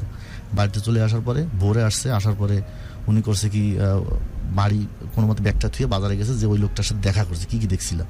পরে বলতেছে এরকম করতেছে, বংশের মান সম্মানের ব্যাপার, কোনোভাবে আপনারা ফিরাইতে পারছেন, এভাবে হয়তো তাকে বুঝাইছে। তার একটু রাগটা একটু বাড়ছে। বাড়িতে আসছে, আসার পরে ও হচ্ছে খাচ্ছিল, তখন খাওয়া অবস্থায় লাথি দিয়ে ফেলাই দিয়েছে। প্রথমে ফেলাই দেওয়ার পর ও দৌড় দিতে গেছে, যখনই ঘরের থেকে বেরোয় দৌড় দিতে গেছে, উঠানে যে চলা ছিল, চলা এইভাবে মানে করেন এইভাবে মারছে, মারার পরে এইখানে লাগছে। লাগার পরে ও পড়ে গেছে, পড়ে যাওয়ার পরে চুল ধরে এই যে ইচ্ছা মতন মেরে মানে অজ্ঞান করে ফেলছে, তার কোনো জ্ঞান নাই। তারপর ওই যে দুঃসম্পর্কের যে এক দাদু আছে, সে তাকে ওর মা খবর দিচ্ছে এইভাবে মারতেছে মিষ্টিকে, তাড়াতাড়ি আসো। পরে আসছে, আসার পর ওইখান থেকে কোনো মতে বাঁচায় অজ্ঞান অবস্থায় একে মাইরে এবার চাইনিজ কুড়াল না কি কুড়াল না নিয়ে আমাকে খোঁজার জন্য বেরোইছে, ঠিক আছে। তো আমাদের ওদিক থেকে টের পেয়ে আমাকে সরাই দিয়েছে। আমি চলে গেছিলাম কোনো একদিক, আমাকে আর খুঁজে পাই নাই। কিন্তু তার রাগ, কিন্তু সে কিন্তু অনেক রাগী, তার রাগ কিন্তু পড়ে নাই। ওইভাবে যে মেয়েটাকে মারছে, মারার পরে মেয়েটাকে অজ্ঞান অবস্থায় ওই সেই সম্পর্কে যে দুঃসম্পর্কের দাদু তার বাড়িতে নিয়ে গেছে। যাওয়ার পরে সেখানে তেল পানি দিয়ে টিয়ে সন্ধ্যার একটু আগে ওর জ্ঞান ফিরছে, এরকম মার দিছিল। জ্ঞান ফেরার পরে তো ওখানে হয়েছিল কি খবর পাইছে, এসে দেখা যায় ওই বাড়ি আছে। তো যখন ও জ্ঞান ট্যান ফিরেছে ওই যে ওই বাড়িতে ওনার ওই পুতির বই মনে হয় কাপড় চোপড় ছিল, ওইগুলো চেঞ্জ করে দিছে। আর এদের ওর মেজো চাচারে ফোন করছে যে বাড়ির অবস্থা তখন ভালো না, এটা নিয়ে যেতে হবে ঢাকায়, নিয়ে যাও। যাক সেও রওনা দিছে। উনি করছে কি সন্ধ্যার সময় আবার ওই বাড়িতে গেছে মেয়ের বাপ। প্লাস এখানে ওটা পরে বলি, আবার ওইখানে যে বলছে ওর একটু ডাকো, মিষ্টিকে একটু ডাকো, দুটো চেয়ার দাও, উনি বসা। ডাকার পরে বলতেছে না ওর তোমার কিছু বলা লাগবে না। না আমি কিছু বলবো না, আমি একটু সাথে কথা বলবো, একেবারে নর্মাল মন মাইন্ডে। পরে একটা পর্যায়ে ওরা আনছে, আনার পরে বসছে, পরে হাত ধরে মেয়ের হাত ধরে বলতেছে যে মানে আমাদের অনেক সম্মান আছে, মানুষের একটা ব্যাপার আছে, দেখো তোমার ফুফু কয়েকদিন আগে একটা কাজ করছে, তুমি যদি এরকম করো তাহলে আমাদের সম্মানটা কোথায়, যে আমাদের তো বেঁচে থাকাচ্ছে না থাকা ভালো, তুমি এরকম কেন করতেছো, তুমি এখানে সেখানে যাচ্ছ, এর সাথে কথা বলতেছো, বাট এটা তো আমাদের ইজ্জতের ব্যাপার। এই বলে বোঝাতে না এই কেনিয়নগুলি প্লাসটা বাইর করে আঙ্গুল ধরতেছে, প্লাসটা বাইর করে ধরে এমনি চাপ দিলি তো চিৎকার, চাপ দিয়ে মোটামুটি ছুটোয় ফেলে নাই। তো দাদু পাশে বোধহয় ছিল, আইসেই থাবা দিয়ে ধরছে, ধরে প্লাসটা নিয়ে নিছে। সে আঙ্গুলটা এখনো মনে হয় বাঁকা আছে, আঙ্গুলটা এরকম বাঁকা আছে এখনো, প্লাস দিয়ে চাপ। তারপরে ওর দাদু ওকে অনেক গালাগালি করলো, আব্বুকে অনেক জাতা বলে গালাগালি করলো, যে এভাবে কেউ মানুষ কি করে নাকি। তারপরে ওর যে মেজো চাচা সে আসলো, আসার পর ওই রাত্রি ওকে নিয়ে ঢাকায় চলে গেছে। ঢাকায় যাওয়ার পরে আমি কিন্তু সংক্ষিপ্ত করতেছি প্লিজ, হ্যাঁ ঢাকাতে চলে গেছে। চলে যাওয়ার পরে আমার তো মাথায় আর কাজ করলো না, আমি কি করবো, আমার তো ভালো লাগছে না, আমি তো যে হ্যাঁ এই তো আমি শেষ করে দিচ্ছি। তো ঢাকাতে নিয়ে গেছে, নিয়ে যাওয়ার পরে আমি করলাম কি, আমি নিজে একটা মেন্টালি ভাবে নিজে একটু প্রস্তুতি হলাম যে আমাকে ঢাকায় যেতে হবে, দেন ঠিকানা জানতে হবে কোথায় আছে, আমি ওকে যে নিয়ে আসবো। তারপরে একটা পর্যায়ে ঠিকানা আমি পালাম, এতটুকু ঠিকানা জানতাম যে ঢাকা রায়েরবাগ, ডিটেল না যাই, হ্যাঁ ঢাকা রায়েরবাগ বাস স্ট্যান্ডে নেমে নাক বরাবর হেঁটে যেতে হবে, আমরা ডিটেল না যাই, হ্যাঁ 6তলা বিল্ডিং এর 4তলায় থাকে, এতটুকু জানি। তো যাই হোক গুরু, আমার মা তো সে তো বসতো, তো মাছ বিক্রি করে টাকা ওই হলুদের কোটোর ভিতরে রাখতো। সে আমার জন্য কাছে ঘরে টাকা না রেখে বাইরে যে মুরগির খোপ আছে না সেখানে রাখছে, কিন্তু আমি ওটা ফলো করতেছি, আমার টার্গেট আমি ঢাকায় যাবো। ওইখানে টাকা রেখে, ওই দিন আমার বোনের বিয়ে হয়েছিল, তার কিছুদিন আগে ওইখান থেকে মেহমান আসছে, বাড়ি অনেক ভালো রান্না বান্না করছে। আমি নিজে আমার মতন করে ব্যাগ ট্যাগ গোছায় আমি ওই খোপের ভিতরে যে খুলে ওই টাকার কোটোটা নিয়ে আমি গোয়িং টু ঢাকা। জীবনে কখনো বাড়ি থেকে কোথাও একটা রাত থাকিনি, 5,000 টাকা ছিল মাত্র ওখানে। তো ওই টাকা নিয়ে আমি একজন লোকের সাথে আমার পরিচয় ছিল, তার সাথে যোগাযোগ করে আমি যাত্রাবাড়ি এসে উঠলাম। ওঠার পর ওখানে 15,000 টাকা দিয়ে আমি অ্যাডভান্স দিয়ে আমি ওই রাত্রে খাইলাম। খাওয়ার পর ওনার একটা ছেলে ছিল, তখনকার সময় আমার বয়সী হবে, তার সাথে আমি সারা রাত গল্প বলে ফিনিশিং বললাম যে এখানে রায়েরবাগ থাকে, ঠিকানা আমি জানি, তুমি কি আমাকে একটু হেল্প করবা, যদি আমার সাথে একটু হেল্প করতে, আমি তো চিনি না। পরে উনি নিজেও আমার গল্প শোনার পর উনি নিজেও একটু হলো, আমার প্রতি একটু দুর্বল হলো। ওনাকে নিয়ে গেলাম গুরু, ওইখানে নেমে 6তলা বিল্ডিং এর 4তলায় থাকে, ঠিকানা কিন্তু এতটুকুন, গলির অভাব নাই, প্রত্যেকটা গলি খুঁজছি এমনভাবে। তখন আমার মুখে এতটুকুন দাড়ি ছিল আর আমার চোখে কালো একটা চশমা ছিল, যাতে আমাকে কেউ চিনতে না পারে। এটা আমার টেন্ডেন্সি ছিল যে চশমা চোখে নিয়েছিলাম, এই জন্য সব গলি খুঁজছি, কোনো গলিতে আমি পাই না। তো একটা গলি বাদ, ওই ছেলেটা না মানে বিরক্ত হয়ে গেছে যে এভাবে কোনো ঠিকানায় পাওয়া যায়, মানুষকে পাওয়া যায়, তুমি কি পাগল? আমি বলছি না ভাই, এই একটা গলি বাদ আছে, এই গলিটা একটু দেখি। গুরু ওই গলিতে গেছি, যে দেখি একটা 6তলা বিল্ডিং এর 4তলার দিকে তাকায় দিয়ে ওর কাপড় চোপড় নাড়া, ঠিক আছে। তোর কাপড় দেখে আমি দাঁড়াইছি, দাঁড়ানোর পরে আমি স্থিরে দাঁড়ানোর পরে দেখি যে ওর মানে স্বাস্থ্য বোনে একটা ছোট মেয়ে আছে, সে আসছে। তখন আমি আরো কনফার্ম, কিছুক্ষণ পরে দেখি সোনা পাখি এসে গেছে, হ্যাঁ সেও এসে গেছে। তখন আমি হাজার কষ্টের মাঝে মানে নিজের কাছে খুব ভালো লাগতেছিল। গোড়া থেকে শুরু করি, আমাকে নিয়ে যায় ছোটবেলায়। জীবনে কি সঠিক আর কি বেঠিক এটা দেখে জীবন চলেনি, যে ওই সময় এত অল্প বয়সে প্রেম করতে নাই, এই করতে নাই, সেই করতে নাই। বেটা এরকম একটা স্মৃতি থাকুক বর্ণাঢ্য। ধর ক্লাস 5-এ রং পেন্সিল চুরি করে তোকে দিচ্ছি, কথার কথা, তোকে তো পাওয়ার মতো ভাগ্য আমার নাই, তুইও পালায় আসছিস, তুই থাকিস রামপুরের ওদিকে। শুধু আমি এতটুকু জানি যে ব্রিজের আশপাশে গোটা তন্ন করে প্রত্যেকটা বাড়ি ঘর খুঁজতেছি, ফাইনালি তোর সাথে দেখা হলো। এবার আগের কোনো সীমা পরিসীমা আছে কি ছোট কি বড়, এইটা না আগে না পরে, নিয়ম কানুন এগুলো অ্যাপার্ট ফ্রম এভরিথিং, এই মহব্বত, এই প্রেম ভালোবাসার আসলে কোনো জায়গা হয়? আমি তাকে পাই আর না পাই, মানে তোকে পাই আর না পাই, জীবন যখন একদম জীবন সায়নে চলে আসবে, হয়তো আমি you already move on, me also move on, তুই তোর স্বামী স্ত্রী নিয়ে, স্বামী বাচ্চা নিয়ে ভালো আছিস, আমি বউ বাচ্চা নিয়ে ভালো আছিস, বাট জীবনে যখনই কোনো বর্ষণ মুখর সন্ধ্যা, কখনো কাঠফাটা দুপুর, কখনো কোনো নিঃসঙ্গ বিকেল, আমি তো এক লহমায় তোর কাছে ফিরে যেতে চাই ওই মুহূর্তটাতে। This so precious, so important. আমি কাউকে প্রলুব্ধ করতে না যে এরকম প্রেমের মধ্যে যা, বাট চলে যায় পিছনে, আবার গোড়া থেকে শুরু করে জীবনটারে। আমার কাছে মনে হয় যে পৃথিবীর সবচাইতে ক্যারিজমেটিক নেশার নামই হচ্ছে প্রেম। আর এই মল্লিকের মতো ছেলেরা যে মিষ্টির গল্প শোনাচ্ছে, এটা প্রেমও তো না, মহব্বতও না, ইশকের পর্যায়ে নিয়ে যায়। তখন সত্যি মনে হয় এরকম যে ভালোবাসা মিশে আছে দারুণ দূর কোনো পরপাশে, যেখানে প্রেম, মহব্বত, ইশক হাত ধরাধরি করে কাছে থাকে। প্রেমের সাথে প্রেমের দিদার হলে সত্যি আর চাওয়া পাওয়ার থাকে কি? কারো প্রেমে এভাবে পাগল হলে সত্যি চাইতে ইম্পর্টেন্ট আর আছে কি? আসলেই তাই। ভুল করতে মন চায়, গ্রামার ব্যাকরণ ভাঙতে মন চায়, নিয়মের ট্যাবু ভাঙতে মন চায়, আবার প্রেমে পড়তে মন চায়। ও বোন আসলে কি বলছিলে মল্লিক, খুঁজে পেলি, কাজিন সিস্টারকে দেখলি, এবং ড্রেস তো দেখো অভ্যস্ত সে ছোটবেলা থেকে, ড্রেস কমন পড়ে গেছে না, তখন তো একটু গ্যাপ ছিল, মানে দেখে আমার খুব ভালো লাগছে যে এত কষ্টের পরে আসছে। ওকে দেখার পরে ফিল তো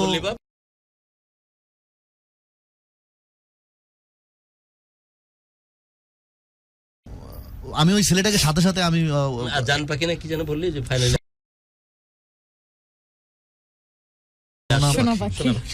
ঠিক আছে, তারপর দেখার পর তো আমি ওই ছেলেটাকে বললাম, কিন্তু মানতেছেন, আমি তো চাই না যে আমি সারা রাত ধরে তোর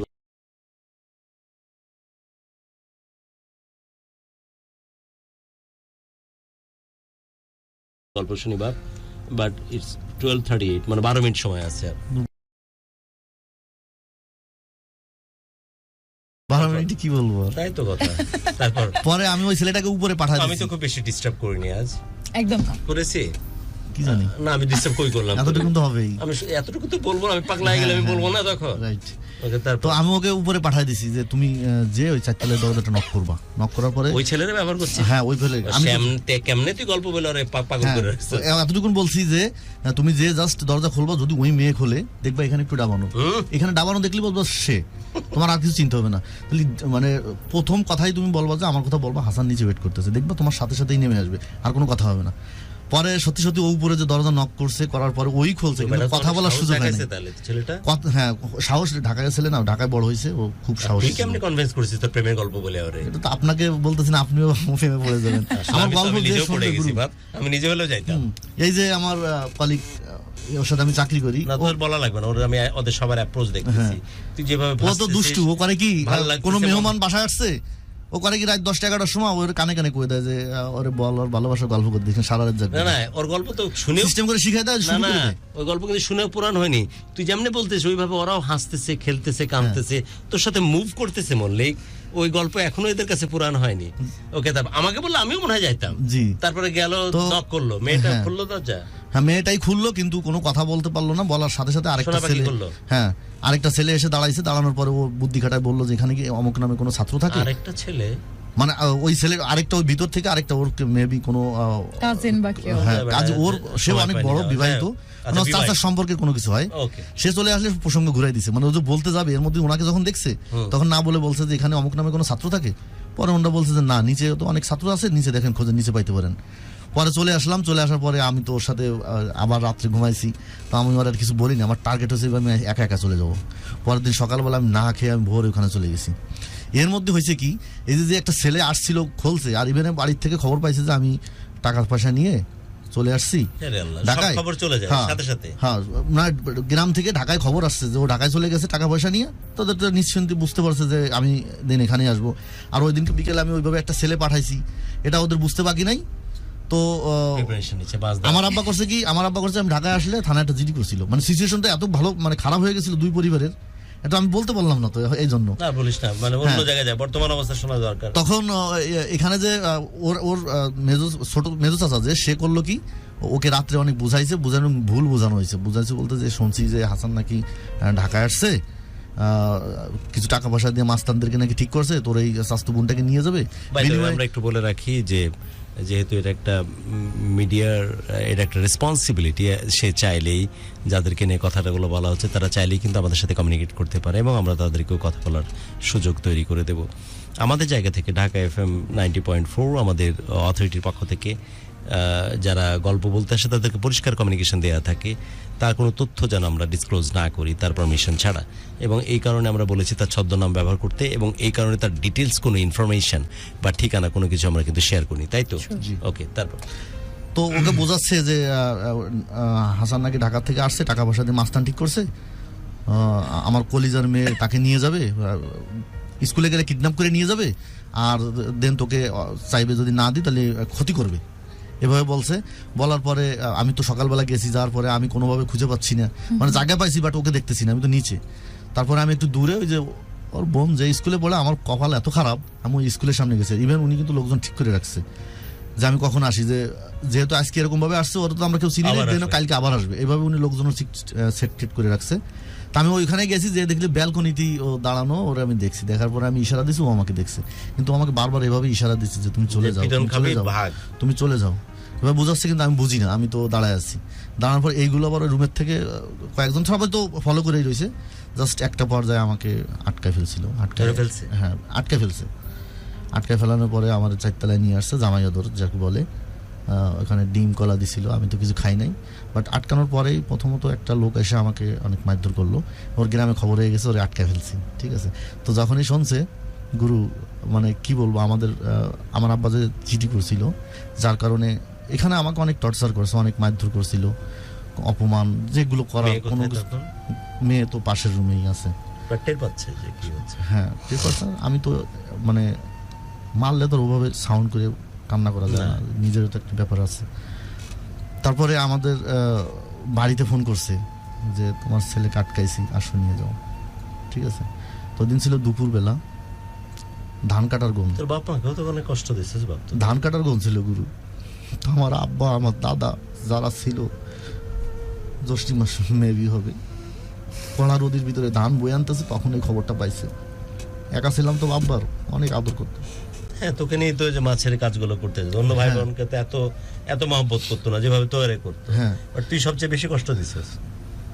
কষ্ট দিছি তোর প্রেমের জন্য। আমার এই কথাটা শোনার পরে আমার আব্বা ওই ধান যে উঠানে নিয়ে আসছে, কুটা ধান সহ, এখনো মলে নাই, তো ধানের ভিতরে খুব গড়াগড়ি করতেছিল কষ্টে, যে মনে হয় মেরে ফেলবে, মানে সিচুয়েশন। আমি তো গল্পগুলো দিতে পারলাম না, আগে তো অনেক কিছু দেখছে, মেরেই ফেলবে, কারণ আমাকে মারার জন্য তো অনেক টার্গেট করছিল, মেরে তো ফেলবেই, তোর মনে আর বাঁচা রাখবে না। পরে ওখানে ফোন দিয়ে অনেক রিকোয়েস্ট করলো, যাও, ওনারা তো ওনাদের বাড়ির পুরো পরিবারের অবস্থা একেবারেই খারাপ, আমাকে যে আটকাইছে এটা শুনে।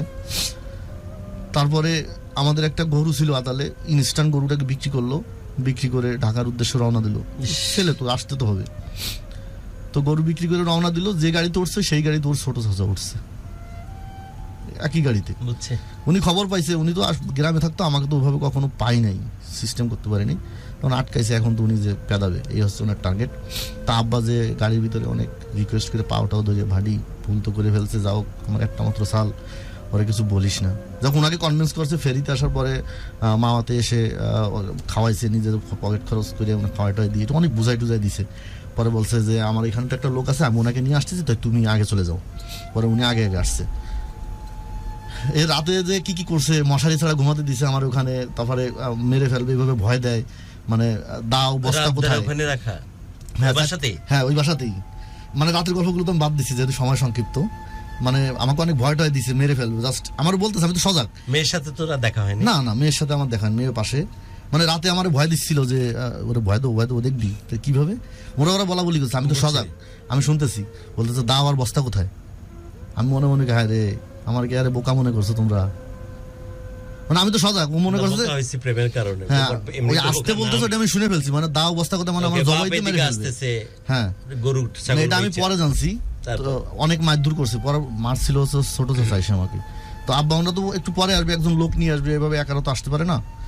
তো উনি আসছে, আসার পরে ওনার অ্যাটিটিউড তো অন্যরকম। উনি পাঞ্জাবি পায়জামা খুলে ওকে যে এত ম্যানেজ ট্যানেজ করা হলো সেগুলো কোনো কিছু মানায় নিল না, গ্রাম থেকে যে আসার সময় ম্যানেজ করলো? মারি তো তাই বোঝা গেল। আচ্ছা, আসে মার হাসে মারে নাই, এসে এগুলো খুলে টুলে প্রথমে ওই মেয়ের কাছে গেছে, যাই যে রুটি নাকি বানাচ্ছিল ব্যালন ধরে পিটাইছে, কয়েকটি ফোন করে আনছে, সব জানে, অথচ ও কিন্তু কিছুই জানে না। ঠিক আছে, ওরে মারার পরে এখানে আসছে, আসার পরে আমি ব্যালকনিতে দাঁড়ানো, আমি তো বুঝতে পারছি সামথিং কিছু একটা হবেই। তারপরে এমনি লোক দিয়ে মারাইছিল, কিন্তু উনি আসার পরে অতিরিক্ত, পরে উনি আসছে, আসার পরে উনি খাটের পরে বাবুর মতন শুয়ে পড়েছে, সবার পরে একবার চারিদিকে আমি ব্যালকনির থাইটের সামনে গিয়ে খাটের পরে বইছি। গুরু যখনই খাটের পরে বইছি তখনই আমাকে এইখানে লাথি মানে নিচে বসাই দিয়েছে। তুই খাটে কেন বসছিস, তোর কি জায়গা খাটে, নিচে বয়। নিচে বসার পরে আমি নিচে বসে শুয়ে রয়েছে, পা পরে হাত দিয়ে বলছি, আঙ্কেল ভুল তো করে ফেলছি, যাও এখন তো বাঁচতে হবে, আমাকে এবারের মতো ক্ষমা করে দেন। তা হাত দিয়ে পাও ধরছি, উনি একটু কেরাটি জানতো, মারামারি জানতো খুব, অনেক সিনিয়র তো, আমাদের তো অনেক বড়। তো এইভাবে হাত ধরছি, পাও আরেকটা উঠে পাওয়ার পরে মানে ওই আরেক পা উঠে এইভাবে পাও ধরছি, আরেক পা উঠে এইভাবে মানে কেরাত দেয় যেভাবে, মনে হলো আমার হাত পুরো ভেঙে গেছে এরকম। তারপরে ওই হাতে তো দিল, তারপরে এইভাবে মানে এক ধারছে দুই পাশে, ইচ্ছা মতন মারলো। মানে উনি ওনার মতন করে যেভাবে করছে, করার পরে অনেক মারলো, অনেক, মানে কিভাবে বলবো। যাও, উনি যখন নিজে সন্তুষ্ট হলো মারার পরে, উনি আর কিছু বললো না। এবার উনি ভিতরে চলে গেছে, যে মেয়েকে বলছে তুই এই মুহূর্তে যাই তোর 5 জুতো খুলে বেরোবি, মেয়েকে বলতেছে। মেয়ে তো স্ট্রং হয়ে গেছে, কয় না আমি এটা পারবো না। যখনই কইছে পারবো না, তখন আবার দেখছেন ও বলে পারবে না, ও তো সব ও নিজেই সব কিছু করছে, ওরা এখানে নিয়ে আসছে, আবার পিটাইছে ওরে। পিটানোর পরে আর ওইখানে যে একটা মহিলা ছিল, সে বলছে যে আপনি যে এটা বলতেছেন এটি কোনো মেয়ে করে, এটি কি সম্ভব, এটাও করতে পারবে না। কয় ও যদি এটা করে তাহলে বসবো, ওর কোনো দোষ নেই। কিন্তু আসছিল না, ঠিক আছে, আসে নাই। তারপরে কিছুক্ষণ পর মানে উনার মারার পরে আমি ব্যালকনিতে দাঁড়ায় কান্না করতেছি।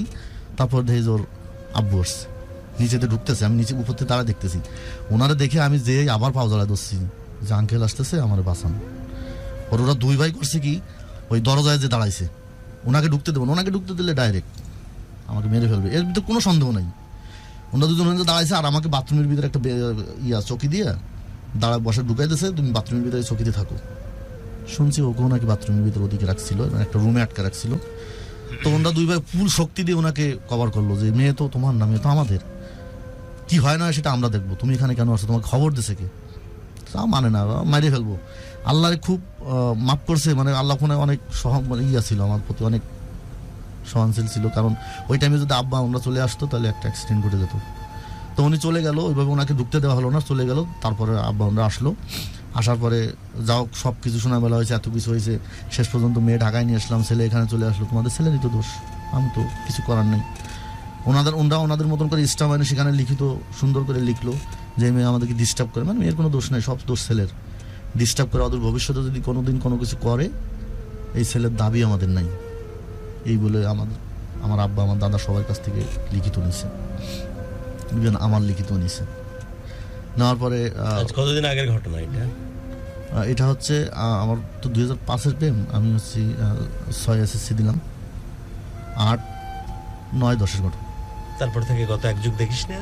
হ্যাঁ, তো ওইখান থেকে ওইভাবে আমাকে বনশহীদে নিয়ে আসছে, নিয়ে আসার পরে বর্তমান অবস্থার কথা বল। হ্যাঁ, 6 বছর গ্যাপ, কোনো যোগাযোগ হয় না। তা আমি না খুব মানে ওইটার পরে 6 বছর আর যোগাযোগ করিসনি? না, আমি ওখান থেকে চলে আসলাম, তো অনেক গল্প। পরে ওখান থেকে আবার বাড়িতে এনে ওকে বিয়ে দেয়, বিয়ের দিন আমি ইনস্টান্ট বাড়িতে তখন ছিলাম, সারা রাত কান্না করছি, বিয়ে যেদিন হয়ে যায়, কাউকে তো বলার মতন নাই। গত 6 বছর কোনো যোগাযোগ নাই, তারপর কি করলি? 6 বছর পরে তো কোনো যোগাযোগ নাই, কোনো কথা নাই, বাট আমি কিন্তু খুব মিস করি, মানে কেন যেন ভিতরটা একটা কাজ করে, ওই বাড়ির সামনে দিয়ে গেলেও আমার কিছু খুব ভালো লাগে। গল্প এত ঘটনা মিস না করার তো কোনো কারণ নাই। তারপর 6 বছর পরে কি করলি? 6 বছর পরে তো গুরু আমার আব্বা আমাকে, আমি তো ফুল অ্যান্ড ফাইনাল ডিসিশন নিয়ে নিয়েছি, আমি লাইফে কখনো বিয়ে করবো না। তো তোর বিয়ে হলো? হ্যাঁ, আমার আব্বা আমাকে মেয়ে দেখলো। মেয়ে কোথায় দেখলো জানেন? আমার ওই ওদের বংশের ওর আপন স্বাস্থ্য, মানে পাশনি জায়গা দুনিয়াতে। আমার আব্বা ঠিক ইচ্ছা করে আনছে। তোরাও একটা মাল, ইচ্ছা করে আনছে। 800 কোটি লোকের মধ্যে আর কোনো মেয়ে পাইলে না? আমাকে বলতে চাইনিজ মেয়ে নিয়ে এসে দিতাম। ওই বংশেরই মেয়ে। ওখানেই লাগবে। হ্যাঁ, আমার আব্বা টেকনিক করে ওখান থেকে আনছে। তোর বাপও কিন্তু কম যায় না। হ্যাঁ, আমার আব্বার কথা হচ্ছে যে আমার ছেলের মেয়ে দাও না, আমার ওই গরিব পাইছো, মাছ বিক্রি করেছি, সেই জন্য তা আমি এই গোষ্ঠী থেকেই মেয়ে নেবো। সেইভাবে ওখান থেকেই একটু জিদির মতন করে ওইখান থেকেই মেয়ে নিছে। ইভেন ওর মানে বংশের হিসেবে মানে স্বাস্থ্য মনে হয় এরকম। যাই হোক, বিয়ে হলো। বিয়ে হলো বলতে গায়ে হলুদের দিন বিয়ে ডেটেড পড়ছে। তো গায়ে হলুদের দিন আমাকে গায়ে হলুদে নিবে, তো আমি তো একটু স্মোকিং একটা টেক্সট নে তো। আচ্ছা, ম্যাক্সিমাম হচ্ছে কান্নার ইমোজি দেয়া কান্না টেক্সটে। আমার তো, আমি তো কাঁদছি কয়েক দফায়, মানে মনোযোগ দিয়ে বসে আছি আমরা। অনেক কাঁদছি আমি কাঁদছি, অঙ্গন কাঁদছি, কান্নাকাটি। আচ্ছা গুরু, আমি সিলেট থেকে শুনছি অমিতাভ বলেছে অনেকগুলো টেক্সট আমি পাচ্ছিলাম, এর মধ্যে চলে গেল, সেগুলো হচ্ছে যে পুরনো প্রেমের কথা অনেকের মনে পড়ে গিয়েছে। স্বাভাবিক, অনেকের পিছনে এরকম স্টোরিজ আছে, এগুলো অস্বীকার করার কোনো কারণ নাই। রাজশাহী থেকে শুনছি এমনটা বলেছে গুরু। তহিদুল আলী সিজাব, ওকে, সুমন মোল্লা লাভগুড়া ইতিসাম ফ্যান ক্লাব থেকে, এবং রহমতুল্লাহ যে গল্প বলতেছে এই গল্পের অনেকেই আসলে নিজেদের সাথে খুব রিলেট করে ফেলেছে। আর গল্প বলাও অনেক ভালো। আমাদের আজকে না 2 ঘন্টা লাগতো আরো। এনিওয়ে, আমিও কিন্তু ভাসতেছিলাম ওর সাথে। আমার শুধু মনে হচ্ছিল যে আমি যদি ওর মতো গোড়া থেকে শুরু করতে পারতাম। আমি যদি সারা রাত বলতে পারতাম তাহলে মনে হয় এটা জরুরি না যে প্রেমিকাকে পাইতেই হবে, জরুরি না যে প্রেমিকাকে নিয়ে ঘর করতেই হবে, বাট এরকম একটা এক্সপেরিয়েন্স একটা মানুষের জীবনে থাকা, এটা কিন্তু ডিফারেন্ট থিং। ওকে, তারপর ফাইনালি বিয়ে করলি ভাই। বিয়ে করে কেমন আছিস? গায়ে হলুদের দিন আমি ওর সাথে আবার গায়ে হলুদের দিন ওই যে ফুফি চলে গেছিল, তার হাজবেন্ড আমাকে ফোন দিয়েছে। ফুফি কিন্তু তেশ মারছে তো। হ্যাঁ, ফুফির জন্য আমি পাইনি, এটা রাইট। এটা আমি সবসময় আবার ওই ফুফি ভাগানোর সময় তোর মিষ্টি আবার হেল্প করছে। হ্যাঁ, দিয়ে কিন্তু একদম কালপিট হয়ে গেছে। হ্যাঁ, এইটাই হচ্ছে মুখ্য ইয়া ছিল ওদের কথা। যদি ফার্স্ট অ্যাটেম্প হইতো তাহলে তাও হয়তো মেনে নেওয়ার একটা প্রবাবিলিটি ছিল। কিন্তু বলছে যে বংশ তো একবারে কুলাঙ্গার হয়ে যাচ্ছে এদের কারণে, সো যে কোনো মূল্যে এটা আটকাতে হবে। এই ঘটনা হয়ে গেছে। কথা হচ্ছে কুচায় এইভাবে বলছে, আমার চাচি গেছিল ওদের বাড়ি মেয়ে আমার জন্য চাওয়ার জন্য, পরে তাকে বলছে মেয়ে কুচায় নদীতে ভাসায় দেবো, তাই করবে, কারণ কত বড় একটা দুর্ঘটনা ঘটছে। এইভাবে বলে দিছে, তো আমরা কখন আশ্বাস পাইনি। এনিওয়ে, এটা যে যার ফ্যামিলি তার মতো করে ভাবতেই পারে, বাট আমি তোর যে ইনোসেন্ট লাভ এবং ভালোবাসা সেটাকে আমি আন্ডারমাইন করতে পারছি না, বাট তোরা যে বয়সে করেছিস সেটাকে আমি জাস্টিফাই করতে পারছি না। আই এম সরি, কারণ ওই বয়সটাকে জাস্টিফাই করার তো কোনো এখতিয়ার আমার নাই, করতে পারি না। তাহলে তো আমাকে জেলে দিবে কালকেই বাংলাদেশের ফৌজদারি আইন। কিন্তু এই নিষ্পাপ ভালোবাসাকে কিভাবে অস্বীকার করি বলো? আমি যে কখন ভদ্রতা ছেড়ে চেয়ারের উপর এভাবে বসেছি আমি নিজেও জানি না, কারণ আমি তোর সাথে হারায় গেছি তোর প্রেমের গল্পে। এভাবে বসি না, কিন্তু আমি আজ বসে গেছি। আমি আসলেই মনে হচ্ছে যে তোর বাড়িতে বসে তোর পাশে বসে তোর গল্প শুনতেছি। আর ওই ব্যাটা উস্কাই দিয়েছে যে বল বল বল গল্প বল, একই রকম ঘটনা। ওই তো আমাকে প্রত্যেক মানে কোন একজন মেহমান আসলে তো উস্কাই দেয়। আমার মনে হচ্ছে তোর বাড়িতে আমি বসেছি, ডাল ভাত আর মুরগির কারি দিয়ে খাইছি, তোরা খাওয়াইছস, তারপর তোর সাথে বসে বসে আমি গল্প করতেছি আর উস্কাই দিয়েছে। নাহলে আমি এভাবে বসি না। এমন ভাবে তোর সাথে আমরা ফ্লো হচ্ছি, এমন ইনোসেন্ট, এমন ইন্টেন্স একটা লাভ স্টোরি। বহুদিন পর দারুণ একটা ভালোবাসার গল্প শুনে ভাসলাম, বাট জাস্টিফাই করতে পারছি না, কারণ বাংলাদেশের ফৌজদারি আইন কখনো এরকম ইম্যাচিউর লাভ বা ভালোবাসাকে তো জাস্টিফাই করতে পারে না। বা যা হয়েছে তা হয়েছে। তারপরে আমার মনে হচ্ছে আমি গোড়া থেকে শুরু করলে এরকম একটা প্রেমের মধ্যে যাইতে চাইতাম। সো সব শেষ, বিয়ে করে ফেললি, তারপর বল নাকি আবার হলুদ আটকাবি? না, বিয়ে করে ফেলছি। আমার এখন কেমন আছিস বাবা? আলহামদুলিল্লাহ অনেক ভালো আছি। আমার যে গুরু টাইম বাড়ান আজ বলছে সৌরভ আহমেদ, ও 1000 জন বলতেছে একই কথা, টাইম বাড়াবো, তোরা শেয়ার কর বাপ। আমি তো কিচ্ছু চাই না তোদের কাছে, চাওয়া একটা যে বেশি বেশি করে শেয়ার করে এই পজিটিভিটির গল্প, ভালোবাসার গল্প। আমরা তো নেগেটিভ নোংরামির গল্প নিয়ে আসি না, বা নোংরামি কথা বলি না। আর যারা নোংরামি করে তাদের কন্ট্রোল এখন বাংলাদেশের টোটাল মিডিয়া বাংলাদেশের কন্ট্রোলে, এইসব নোংরাদের আদলে। আর আমরা তো শুধু পজিটিভিটির কথা বলি, পারিবারিক বন্ধনের কথা বলি, মানুষ কীভাবে ভালো থাকে তার গল্প বলি। সেটা বিখ্যাত হওয়া খুব বেশি জরুরি, সেটা বহু মানুষের কাছে পৌঁছে যাওয়া খুব বেশি জরুরি। তাই শেয়ারের কথা বলি, প্লিজ শেয়ার করো। সো এখন ভালো আছিস বিয়ে করে? আলহামদুলিল্লাহ। মনে পড়ে তোর মিষ্টির কথা?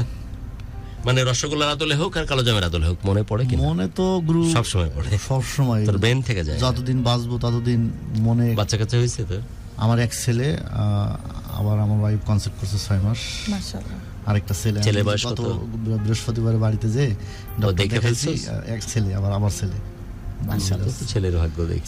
আমার ছেলের বয়স হচ্ছে 8 বছর। তো আমার আইমানের সমান অলমোস্ট। ক্লাস 2 কেজিতে আছে। O2-তে। আমার আল্লাহ আরেকটা সন্তান দিচ্ছে, আল্লাহর কাছে শুকরিয়া। তো আমার ওয়াইফের কথা আমি একটু না বললে হবে না, সেটা হচ্ছে আমার ওয়াইফ কিন্তু আমাদের লাভ স্টোরিটা কম বেশি সবকিছুই কম বেশি জানে আর কি, পুরো স্টোরিটা কখনো জানে না। তো আমার বিশ্বাস আজকের পরে মোটামুটি যতটুকু জানবে সে পুরোপুরি জানতে পারবে, এবং সে খুব ভালো, ভালো বলতে এরকম ভালো, সে আমার প্রতি খুবই টেক কেয়ার করে। মানে সে আমাকে নিজেই বলে যে পাস্ট ইজ পাস্ট, যেটা গেছে সেটা গেছে। বাট আমি রিসেন্টলি আমার বিয়ের পরে আমি ওর সাথে একটু কন্ট্যাক্ট করছিলাম, একটু ফোনে কথা বলতাম। বিয়ে হয়েছে? হ্যাঁ, ওর তো বিয়ে হয়েছে, বিয়ের পরে আমি তো বিয়ে করবো না, 6 মাস পর আমার বিয়ে, 6 বছর পর আমার বিয়ে হলো। বাচ্চা কাচ্চা আমি তো বলতেই পারলাম না। ওর না, সেটা তুই বলেছিলি যে মেয়ের যে হলুদের সময়, হ্যাঁ ওর মেবি একটা ছেলে বিয়ে হলো, তারপরে তো 6 বছর পর বিয়ে করলি, সেটা তো আমরা শুনছি। হ্যাঁ, বাচ্চা কাচ্চা মেবি একটা ছেলে, আমার সাথে যোগাযোগ নাই, একটা ছেলে তখন আমি জানতাম যে একটা ছেলে, পরে হয়েছে কিনা জানি না। আচ্ছা, কিন্তু আমি ভাবির কথা বলছিলি। হ্যাঁ, তো আমার ওয়াইফ আমার প্রতি খুবই টেক কেয়ার। সে এই গল্পগুলো জানতো, মাঝে মাঝে উস্কানিমূলক কিছু কথা বলতো, তা আমাকে বোঝাতাম। পরে আমার বলতো ঠিক আছে, তাহলে ওই যে কথা বলছি ওর সাথে, এই যে ওকে মারছে এভাবে, ওইখানে যে ইভেন ওই যে আমার যে স্টাম্প দিয়ে আসলো, কথা তো বলতেই পারলাম না গুরু, ওই যে স্টাম্পে আমার যে লিখিত ওইখানে যে আমি নামটা লিখছি না, তো স্টাম্প ওই ফাইল আপনার কি বলে র্যাকের ভিতরে থাকতো। তো বাসায় যখন কেউ থাকতো না তখন ওই স্টাম্প বাইর করতো, বাইর করার পরে ওই স্টাম্প পড়ার পর আমি যেখানে ওই না এটা ওই সেই ঢাকার কাহিনী বলতেছি, না বললে কিভাবে হবে। তো আমার যেখানে আমার নাম লেখা থাকতো মোহাম্মদ হাসান মল্লিক, ওই জায়গাটায় সে কিস খাইতো বাসায় যখন কেউ থাকতো না, ওই স্টাম্প বের করে। এত ভালোবাসতো আমাকে, মানে আমি তো নেই, আমার কাছ থেকে বনশহীদি নিয়ে গেছে, ভবিষ্যতে কখনো দেখা হবে না। তো বাসা থেকে যখন কেউ থাকতো না, সবাই যখন চলে যেত, ওর কাজ ছিল ওইটা বের করে ওইখানে শুধু কিস করা, নামের উপরে কিস করতো। এত ভালোবাসতো আমাকে।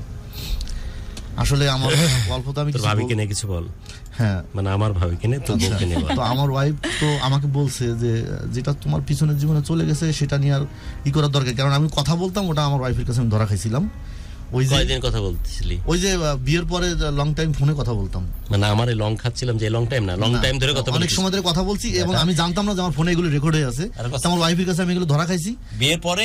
হ্যাঁ, বিয়ের পরে তো পাপের পর্যায়ে ধরা খাওয়ার পরে তাকে আমি ম্যানেজ করে নিছি, এবং কথা দিয়েছি যে আমি কথা বলি না, কারণ আমার হচ্ছে একটা সংসার আছে, তারও একটা সংসার আছে, আমি চাই সবাই। অনুষ্ঠান শেষ করছি একদম শেষ মুহূর্তে, অলরেডি অনুষ্ঠানের টাইম শেষ হয়ে গেছে আমার, বাট আমি চাই হাসান মল্লিক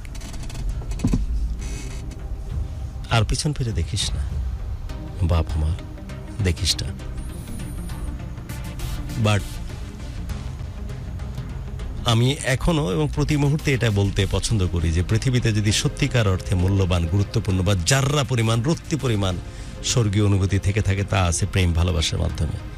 তুই ফরচুনেট যে সেই ভালোবাসাকে কাছ থেকে দেখার, জানার, বোঝার, এবং এত স্রোতের বিপরীতে চলার পরও এত কষ্ট, এত দুঃখ, এত পিটুনি, এত উল্টাপাল্টা কথা তোকে এবং তোর ভালোবাসার মানুষকে, তারপরে তোদের ভালোবাসা পরস্পরের প্রশ্নে কখনো নষ্ট হয়ে যায় না, শক্ত হয়েছে। তার মানে এক্স্যাক্টলি তা আরো শক্ত হয়েছে। তার মানে ভালোবাসার যে জজবা, কলিজার যে তাকত, সেটা তোদের মধ্যে ছিল। এর জন্য তোর গর্ব করা উচিত হাসান মল্লিক নিজেকে নিয়ে।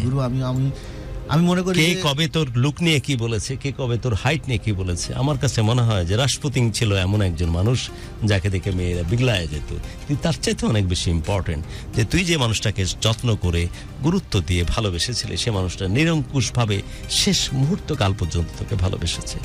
কি তোর প্রত্যক্ষে, কি তোর আড়ালে কত যত্ন করে ভালোবেসে। যেমনটা তুই বলছিলি যে যখন আমি তাদের কাছে শেষ আমলনামা জমা দিয়ে আসলাম, সেখানে যে সিগনেচার দিলাম হাসান মল্লিক নামে, সেটাও পরম যত্ন সহকারে, করম আদরে তার নিজের কলেজার মধ্যে মিশিয়ে রেখেছে।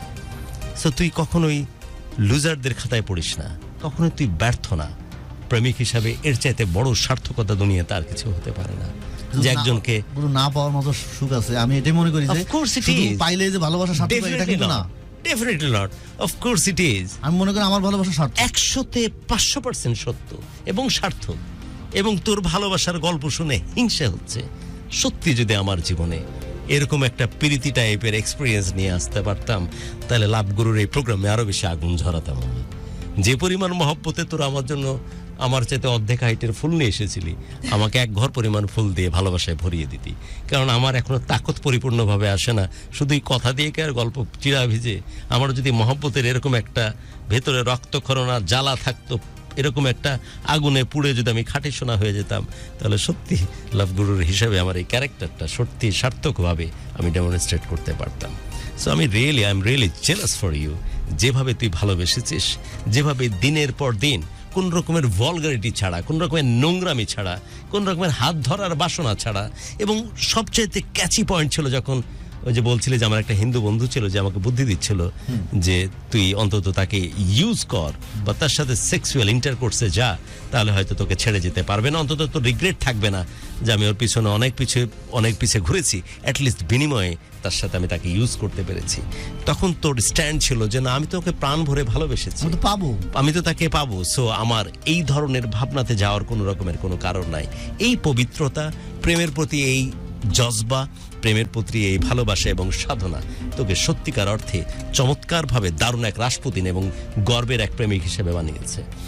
এবং আমার মনে হয় না তোর মিনিমাম কোনো রিগ্রেট থাকা উচিত যে তুই যখন তোর নিজের লুকের কথা বলছিস, তোর হাইটের কথা বলতেছিস, এট দ্য সেম টাইম তুই যখন তোর প্রেমের কথা বলতেছিস এবং তোর পারিবারিক অবস্থানের কথা বলছিস, সব দিক দিয়ে ওই মেয়েটি যখন বলছিস এবং তার পরিবার সবাই এগিয়ে আছে, মেয়েটি কিন্তু একটা সেকেন্ডের জন্য তোকে ডিপ্রাইভ করেনি, বরং গোটা পৃথিবীর বিরুদ্ধে, বাবা, চাচা, মা, সবার বিরুদ্ধে অসম্ভব লাজুক, দুর্বল, কম বয়সী একটা মেয়ে ফাইট করে গেছে, মার খাইছে, রাত দিন কষ্ট পাইছে, বাট কলিজার মধ্যে একটা নাম একদম রক্তাক্ত ভাবে লিখে রেখেছে, যার নাম হাসান মল্লিক। এই নামের মধ্যে পবিত্র কিছু নাই, এই নামের চাইতে ভালোবাসার কিছু নাই, এই নামের চাইতে মহব্বতের কিছু নাই, যে কারণে গোটা বংশ পাগল হয়ে গেছে, তারপর আর কলিজার ভেতর থেকে তোকে সরাতে পারেনি। তাহলে কে সত্যিকার অর্থে স্বার্থ? তার জন্মদাতা বাবা, তার মা, তাদের বংশ অনুক্রমে যারা চাচা, ভাইপো বা মাসি ফুসি হয় তারা? না, সমস্ত কিছুকে বৃদ্ধাঙ্গুলি দেখিয়ে তার প্রেমের প্রশ্নে, তার ভালোবাসার প্রশ্নে একদম নিরঙ্কুশ ভাবে তোর কাছে থেকেছে। তুই অ্যাটলিস্ট প্রতারিত হোসনি, তুই অ্যাটলিস্ট যে মানুষটাকে পাগলের মতো ভালোবেসে যে তোকে রিফিউজ করেনি, এর চাইতে গুরুত্বপূর্ণ, এর চাইতে মূল্যবান, এর চাইতে পবিত্রতম আর কিছু হতে পারে? কাউকে পাওয়া মানে কি সবকিছু পাওয়া? কারোর সাথে হাত ধরা মানে কি সবকিছু পেয়ে যাওয়া? তার সাথে সেক্সুয়াল ইন্টারকোর্সে হারিয়ে যাওয়া মানে কি সবকিছু পেয়ে যাওয়া? তার চেয়ে তো অনেক বেশি ইম্পর্টেন্ট যে চোখটা অনেক পবিত্র ভাবে তুই স্কুলের মধ্যে ওই বারান্দার সামনে দেখেছিলি, সাদা ড্রেসের ওই নীল যে তার এই যেটা দেওয়া, ওই চোখটা এখনো তোর মধ্যে একই রকম পবিত্রতা নিয়ে কাজ করছে। এর চেয়ে গুরুত্বপূর্ণ আর কি হতে পারে দুনিয়াতে? বিশ্বাস কর, আমার বয়স এখন প্রায় 50 ছুঁই। আর কিছুদিন পর তুইও যখন 60-70 যাবি, জীবন যখন একদম সায়ান্নে চলে আসবে, আর একটা দিন, আর একটা মুহূর্তে যখন তুই লালায়িত হবি, তখন এই কল্পনা, এই ভাবনা তোকে দারুণভাবে পরিপূর্ণ করবে। বাট একটা কথা সবসময় মনে রাখিস, তোদের ঔরসে জন্ম নিয়েছে এক পুত্র সন্তান, আরেকজন সামনের দিকে আসতেছে। কিন্তু তোর এই ভালোবাসার কারণে, তোর ওই প্রেমের কারণে একটা সেকেন্ডের জন্য এই আমার বৌমা যে তোর ঘর করতেছে, এই যদি কষ্ট পায়, তোর মতো লানত অভিশপ্ত স্বামী আর দুনিয়াতে দ্বিতীয়টা নাই। প্রেমিক হিসেবে যেভাবে তুই সার্থক, আমি চাই তোর মতো ছেলে স্বামী হিসেবে এবং পিতা হিসেবে ততক্ষণই সার্থকপূর্ণ হোক। যদি তুই কোনো এক বর্ষণমুখের সন্ধ্যায়, কোনো এক নিঃসঙ্গ বিকেলে তার কথা কল্পনা করিস, শালা অনেক দূরে যে কল্পনা কর, যার ছটা যেন তোর স্বামী, তোর বউ এবং তোর সন্তানের পরে না আসে। আমি বুঝাতে পারছি না, পারিনি, বাট এটা যদি ইম্প্যাক্ট পড়ে, তোর মতো অভিশপ্ত স্বামী আর বাপ দুনিয়াতে দ্বিতীয়টা নাই। আজকের পৃথিবীতে তোকে অবশ্যই কথা দিতে হবে হাসান, অবশ্যই কথা দিতে হবে। যেমন সার্থক প্রেমিক তুই হয়েছিস, তার চাইতে বড় সার্থক স্বামী এবং বাবা তুই হবি। তুই যদি তা না হতে পারিস, তা তোর চাইতে অভিশপ্ত মানুষ দুনিয়াতে আর দ্বিতীয়টা নাই। তুই অনেক ফরচুনেট যে তোর জীবনের এত অল্প সময়ের জীবনে এমন ক্যারিজম্যাটিক ভালো লাগা, এমন ক্যারিজম্যাটিক প্রেমিক পুরুষের সান্নিধ্য আর সাক্ষাৎ তুই পেয়েছিস। ইট ডাজন্ট মিন যে ভেসে যেতে হবে, ইট ডাজন্ট মিন যে আবার খুঁজতে বাড়াতে হবে কোথায় আছে মেয়েটি, তার মানে তুই পচায় ফেললি সবকিছু।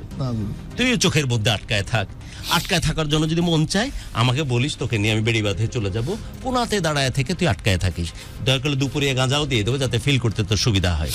কিন্তু ইট ডাজন্ট মিন যেটার ইম্প্যাক্ট তোর বউ এবং সন্তানের উপরে না পড়ে। একটু তো তুই ক্লিয়ার, বাট তুই পড়তেছে বলে আমার ধারণা। হাত ধর আর কথা দে, হার আমি মরে যাবো আমি, কথা দে যে ভবিষ্যতে আর ইম্প্যাক্ট ফেলতে দিবি না। বাট আমার বিশ্বাস টুকটাক ইম্প্যাক্ট পড়ে, অস্বীকার করিস না, অস্বীকার করিস না, আমার ধারণা এটা টুকটাক ইম্প্যাক্ট পড়ে। কারণ এ পরিমাণ ভালোবাসা, এ পরিমাণ প্রেমের রক্তক্ষরণ যদি থাকে, সেই মানুষটাকে ভুলে গিয়ে বইয়ের প্রতি কনসেন্ট্রেট করা, সন্তানের প্রতি কনসেন্ট্রেট করতে একটু প্রবলেম হয়, যেহেতু তুই মানুষ তাই। বাট কথা দিয়ে যে আজকের তারিখের পর থেকে যে তোর যদি সত্যি ভাবতে মন চায়, সপ্তাহে একদিন কোথাও দূরে যেয়ে ভেবে আসিস, তার ইম্প্যাক্ট যেন কখনোই ছেলে এবং বইয়ের উপরে না পড়ে। বাট পড়তেছে, টুকটাক পড়ে। আজকের তারিখ অন্তত কথা দিয়ে যে এই ঘটনা যেন না ঘটে। আর আমি মরে যাবো, মিথ্যা কথা দিস না। গুরু, আমি আমার ওয়াইফকে আসলে কতটা ভালোবাসি, আমার মনে হয় তার সাথে কথা বললে বোঝা যায়। আই আন্ডারস্ট্যান্ড, বাট তুই ইম্প্যাক্ট পড়বে না সেই কথা দিয়ে যা আমাকে। হ্যাঁ, তার প্রতি মানে কি বলবো, আমার ওয়াইফ একদিক আর পৃথিবীটা একদিক। আন্ডারস্ট্যান্ড, বাট ওই ঘটনার ইম্প্যাক্ট প্রশ্নই আসে না। এটা আমার ভালোবাসা আছে, আমার অন্তরে চলে আঘাত যেখানে আছে ওখানে কোনাতে রেখে দে। বাট তোর বউ, বাচ্চা, আমার ফ্যামিলি, আমার পরিবার, এখানে কোনো গল্প না, এখানে কোনো কম্প্রোমাইজ না। আনপ্যারালাল, আনবিটেন আমার সন্তান, আমাদের ওরসে জন্ম নিয়েছে। গুরু, সবচেয়ে বড় কথা হচ্ছে, আমি বলি যেহেতু ওই বংশেরই মেয়ে আনছি, আমি চাই সবসময় বংশের মায়ের বাপ, বংশ না, আমি ওখানে আমার কোনো কোয়েশ্চেন নাই। একটা মেয়ে আসছে, আমার ভিতরে এরকমটা কাজ করে যে ওকে যেহেতু আমি নিছি, আমি সবাইকে দেখাই দেবো যে আমার বউকে আমি কতটা ভালো রাখতে পারি। কারে দেখানোর জন্য? মানে পুরো যারা আছে আমার, ওদেরকে দেখানোটা ইম্পর্টেন্ট না। আমি এখানেও আপত্তি জানাচ্ছি, তুই শুধু ফোকাস কর তোর বউ আর তোর সন্তানে, কাউকে দেখানোর কিছু নাই। তাই করি। ওই মানুষটাকেও দেখানোর কিছু নাই, বা তোর প্রেমিকাকেও দেখানোর কিছু নাই যে আমি পারি কি পারি না। এটা একটা ফালতু কথা হয়ে গেল। কিছুই দেখানোর কিছু নাই। তুই শুধু তাকে দেখাবি যাকে তুই ভালোবেসেছিস, বিয়ে করেছিস। আল্লাহ রাব্বুল আলামিন তোর নসিবে ডিসিশন নিয়েছে যে তোর ঘর করবে, রাইট? নাহলে তো ওই মেয়েই তোর ঘর করতো। আর তোদের ওরসে জন্ম নিচ্ছে তোদের সন্তান, কাউকে দেখানোর কিছু নাই। এটাই হচ্ছে সবচেয়ে ইম্পর্টেন্ট। আলহামদুলিল্লাহ গুরু, অনেক ভালো আছি। আমার ওয়াইফ আমাকে অনেক, তোর বাবা মা বেঁচে আছে এখন? হ্যাঁ, সবাই বেঁচে আছে। প্লিজ সম্মান কর, ভালোবাস। অনেক কষ্ট পাইছে তোদের কারণে। হ্যাঁ, আমার মা আমারে সবচেয়ে বেশি ভালোবাসে আমার মা, কারণ আমার মা আমাকে, তোর সাথে আমার এই গল্প মিলে, জানিস? আমাকেও কিন্তু এই যে উল্টাপাল্টা কাহিনী করে অনেক ইচ্ছা পাকা এবং ফটকা টাইপের মানুষ ছিলাম আমি। আমাদের আমলে মাস খাইতাম সেই লেভেলের। রাত 12টা পর্যন্ত পিটাইতো, 12টার পর থেকে আশপাশের আত্মীয় স্বজনরা এসে আমাকে ডলা শুরু করতো, মানে এত পিটাইতো। তো পিটানো 12টা পর্যন্ত, তারপর ডলাডলি 2টা পর্যন্ত, তারপর আম্মার ঘরে নক, দেন খাবার। যেভাবে তুই খাবার খাইতে, এভাবে আম্মা আমাকে খাবার দিত। সো এই জায়গাতে আমাদের মিল আছে। বাট তুই ভালো থাক। এখন তো আমার মনে হয় তুই ইকোনমিক্যালি অনেক সলভেন্ট, রাইট? আমরা অনুষ্ঠান শেষ করছি, বাট শুধুমাত্র একটা মাত্র ক্রাইটেরিয়া যে আমার পকেটে টাকা নেই, তার জন্য যেন কোনো কারণে কোনো ছেলেকে এভাবে ডিপ্রাইভ না হতে হয়। এই ছেলেটির কষ্টের কারণ যতটুকু না মারধর, তার চেয়ে অনেক বেশি কষ্টের কারণ ভরা সমাজে যখন তার চাচাই ভাই সে বলছিল, তুই তো ফইননি আর আমি তো ঠেরা বড় লোক আদমি, তুই তো গরিব আদমি, তোদের সাথে আমার ম্যাচ করে না। সেই কষ্টটা কখনোই সে ভুলতে পারে না। এটা কখনোই কোনো ক্রাইটেরিয়া হতে পারে না একটা ছেলেকে ডিপ্রাইভ করার জন্য, একটা ছেলেকে ছুঁড়ে ফেলার জন্য। যদি সত্যিকার অর্থে যোগ্যতা থাকে কি না থাকে সেটা দেখবার এবং বুঝবার অধিকার যেমন আপনাদের আছে, সেটা যদি অন্য ক্রাইটেরিয়াতে দেখি আমরা, সেটা হয়তো অনেক গুরুত্বপূর্ণ হতে পারে। অনুষ্ঠান শেষ করছি এবং দারুণ ভালো লাগা নিয়ে অনুষ্ঠান শেষ করছি। এমন একটা ভালো লাগা নিয়ে যে এমন একটা অন্যায়, এমন একটা আইন বিরুদ্ধ গল্প শুনতেছিলাম, আন্ডার এজের, বিলো 18 ইয়ার্সের। বাট তারপরও কেন জানি এতে সময় নিয়ম ভাঙতে মন চাচ্ছে, কেন জানি এই ব্যাটার মতো হতে মন চাচ্ছে, কেন জানি টাইম মেশিন করে আবার গোড়া থেকে শুরু করতে মন চাচ্ছে, কেন জানি ক্লাস 7 বা 8 পড়া এরকম একটা মেয়ে, আমি হয়তো নিউটনে পড়ি, এরকম ভাবে প্রেমে পড়তে মন চাচ্ছে, কেন জানি আবার পিটনি। আচ্ছা হলো, পিটলো তাও ঠিক আছে, পিটিস, উল্টাপাল্টা কথা না বলে, যেভাবে বলেছিল ওরাকে বাইন্দা পিটাবে। আচ্ছা পিটালো, আচ্ছা পিটুক, মারুক, বাট উল্টাপাল্টা খারাপ কথা যেন না বলে, তাও ঠিক আছে। বাট একটা সার্টেন টাইম পর, অন্তত 2 বছর 5 বছরে যখন টার্ন ব্যাক করে তার কথা ভাববো, তখন দারুণ এক ভালো লাগায় ভেতরটা পড়ে যাবে যে একটা মানুষ একাই বিপ্লব ঘোষণা করেছিল। আমি তো পুরুষ মানুষ, আমি তো হয়তো অনেকে শেয়ার করেছি, মার খাইছে, সেই করে ম্যানেজ করছি, কিন্তু ওই বেচারির কষ্টটা কে বুঝবে, যার জন্য কেউ পাশে কখনো ছিল না। তারপরও সে নিরঙ্কুশভাবে আমাকে ভালোবেসেছে, নিজের অন্তরালে গিয়ে খুব যত্ন করে বুকের মধ্যে আমাকে লালন করেছে। গোটা পরিবার, গোটা বংশ যখন আমার বিরুদ্ধাচারণ করেছে, তারপরও নাজুক কম বয়সী ওই মেয়েটি অসহায়ের মতো ছিল, তারপরও কত গভীরভাবে সন্তর্পণে মনোযোগ দিয়ে সেই ছেলেটিকে কোনো একটা জায়গা করে রেখেছে। প্রেমিক হিসাবে, ভালোবাসার মানুষ হিসাবে এর চাইতে বড় সার্থকতা আর কিছু হতে পারে না বলে আমার বিশ্বাস। নিঃসন্দেহাতীতভাবে কাউকে কাছ থেকে পাওয়া, কাউকে চুমু দেওয়া বা সেক্সুয়াল রিলেশনশিপে যাওয়া, তার চেয়ে অনেক বেশি ইম্পর্টেন্ট দুই সোল একসাথে হয়ে যাওয়া, দুই আত্মার রূবরু হওয়া, ভালোবাসায় মিলেমিশে একাকার হয়ে যাওয়া, যে দীক্ষা এবং যে স্বাদ সে পেয়েছে, যে কারণে আজকের ভালোবাসা বাংলাদেশের ক্যানভাস সত্যিকার অর্থেই পরিপূর্ণ। দারুণ একটা স্টোরির ভেতর দিয়ে আজকের 101তম পর্ব আমরা শেষ করলাম। থ্যাঙ্কস টু হাসান মল্লিক এত চমৎকার স্টোরির আমাদের সাথে সাক্ষাৎ করিয়ে দেওয়ার জন্য। এবং অনুষ্ঠান শেষ করছি, সবার জন্য অনেক অনেক দোয়া। শেষ মুহূর্তে যদি কিছু বলার থাকে মল্লিক। গুরু, শেষ মুহূর্তে আমার একটা কথাই বলা, ঢাকা FM 90.4 যারা এই মুহূর্তে আমাদের অনুষ্ঠানটি শুনছেন সবার কাছে আমি দোয়া প্রার্থী, এবং আমি আমার ওয়াইফ, আমার বাচ্চা এবং আমার পুরো পরিবারের জন্য সবাই দোয়া করবেন। আমি যেন বাকি জীবনটা আমার ফ্যামিলিকে নিয়ে তাদের সুখের দিক চিন্তা করে, আর আমি যেন তাদের সাথে মিলেমিশে সুন্দর করে জীবনযাপন করতে পারি। আমার জন্য সবাই এই দোয়া করবেন। আসসালামু আলাইকুম। একদমই তাই। আমিও চাই না যে পেছন দিকে আর ঘুরে ফিরে তাকানো হোক। শুধু আমার বৌমা অর্থাৎ হাসান মল্লিকের প্রিয়তম স্ত্রী এবং একটা সন্তান। তোর সন্তান আমার সন্তান তো অলমোস্ট একই বয়স। কি নাম ওর? সোহান মল্লিক। সোহান। আমার বাচ্চার নাম আইমান। এবং আরেকটা আপকামিং, রাইট, 6 মান্থ চলতেছে। আলহামদুলিল্লাহ, আল্লাহ যেন সুস্থভাবে তাকে পৃথিবীতে নিয়ে আসে এবং সুস্থ সন্তান পৃথিবীতে ভূমিষ্ঠ হোক। এটাকে ঘিরেই তোর পুরো পৃথিবী আবর্তিত হোক। এবং আমার প্রশ্ন অনেক বেশি কেয়ারিং, তুই আছিস এমনি আমি জানি, আরো বেশি থাকতে একমাত্র ছেলে, রাইট? জি জি। সো সেটা থাকুক, সেই প্রার্থনা রেখে আজকে শেষ করছি। এবার সবার জন্য অনেক অনেক দোয়া। প্রত্যেকটি প্রাণ ভরে উঠুক ভালো লাগা নিয়ে, আর প্রত্যেকটি হৃদয় শাসিত হোক শুধুই ভালোবাসা দিয়ে। Happy Valentine in advance. Happy Valentine day. Take care.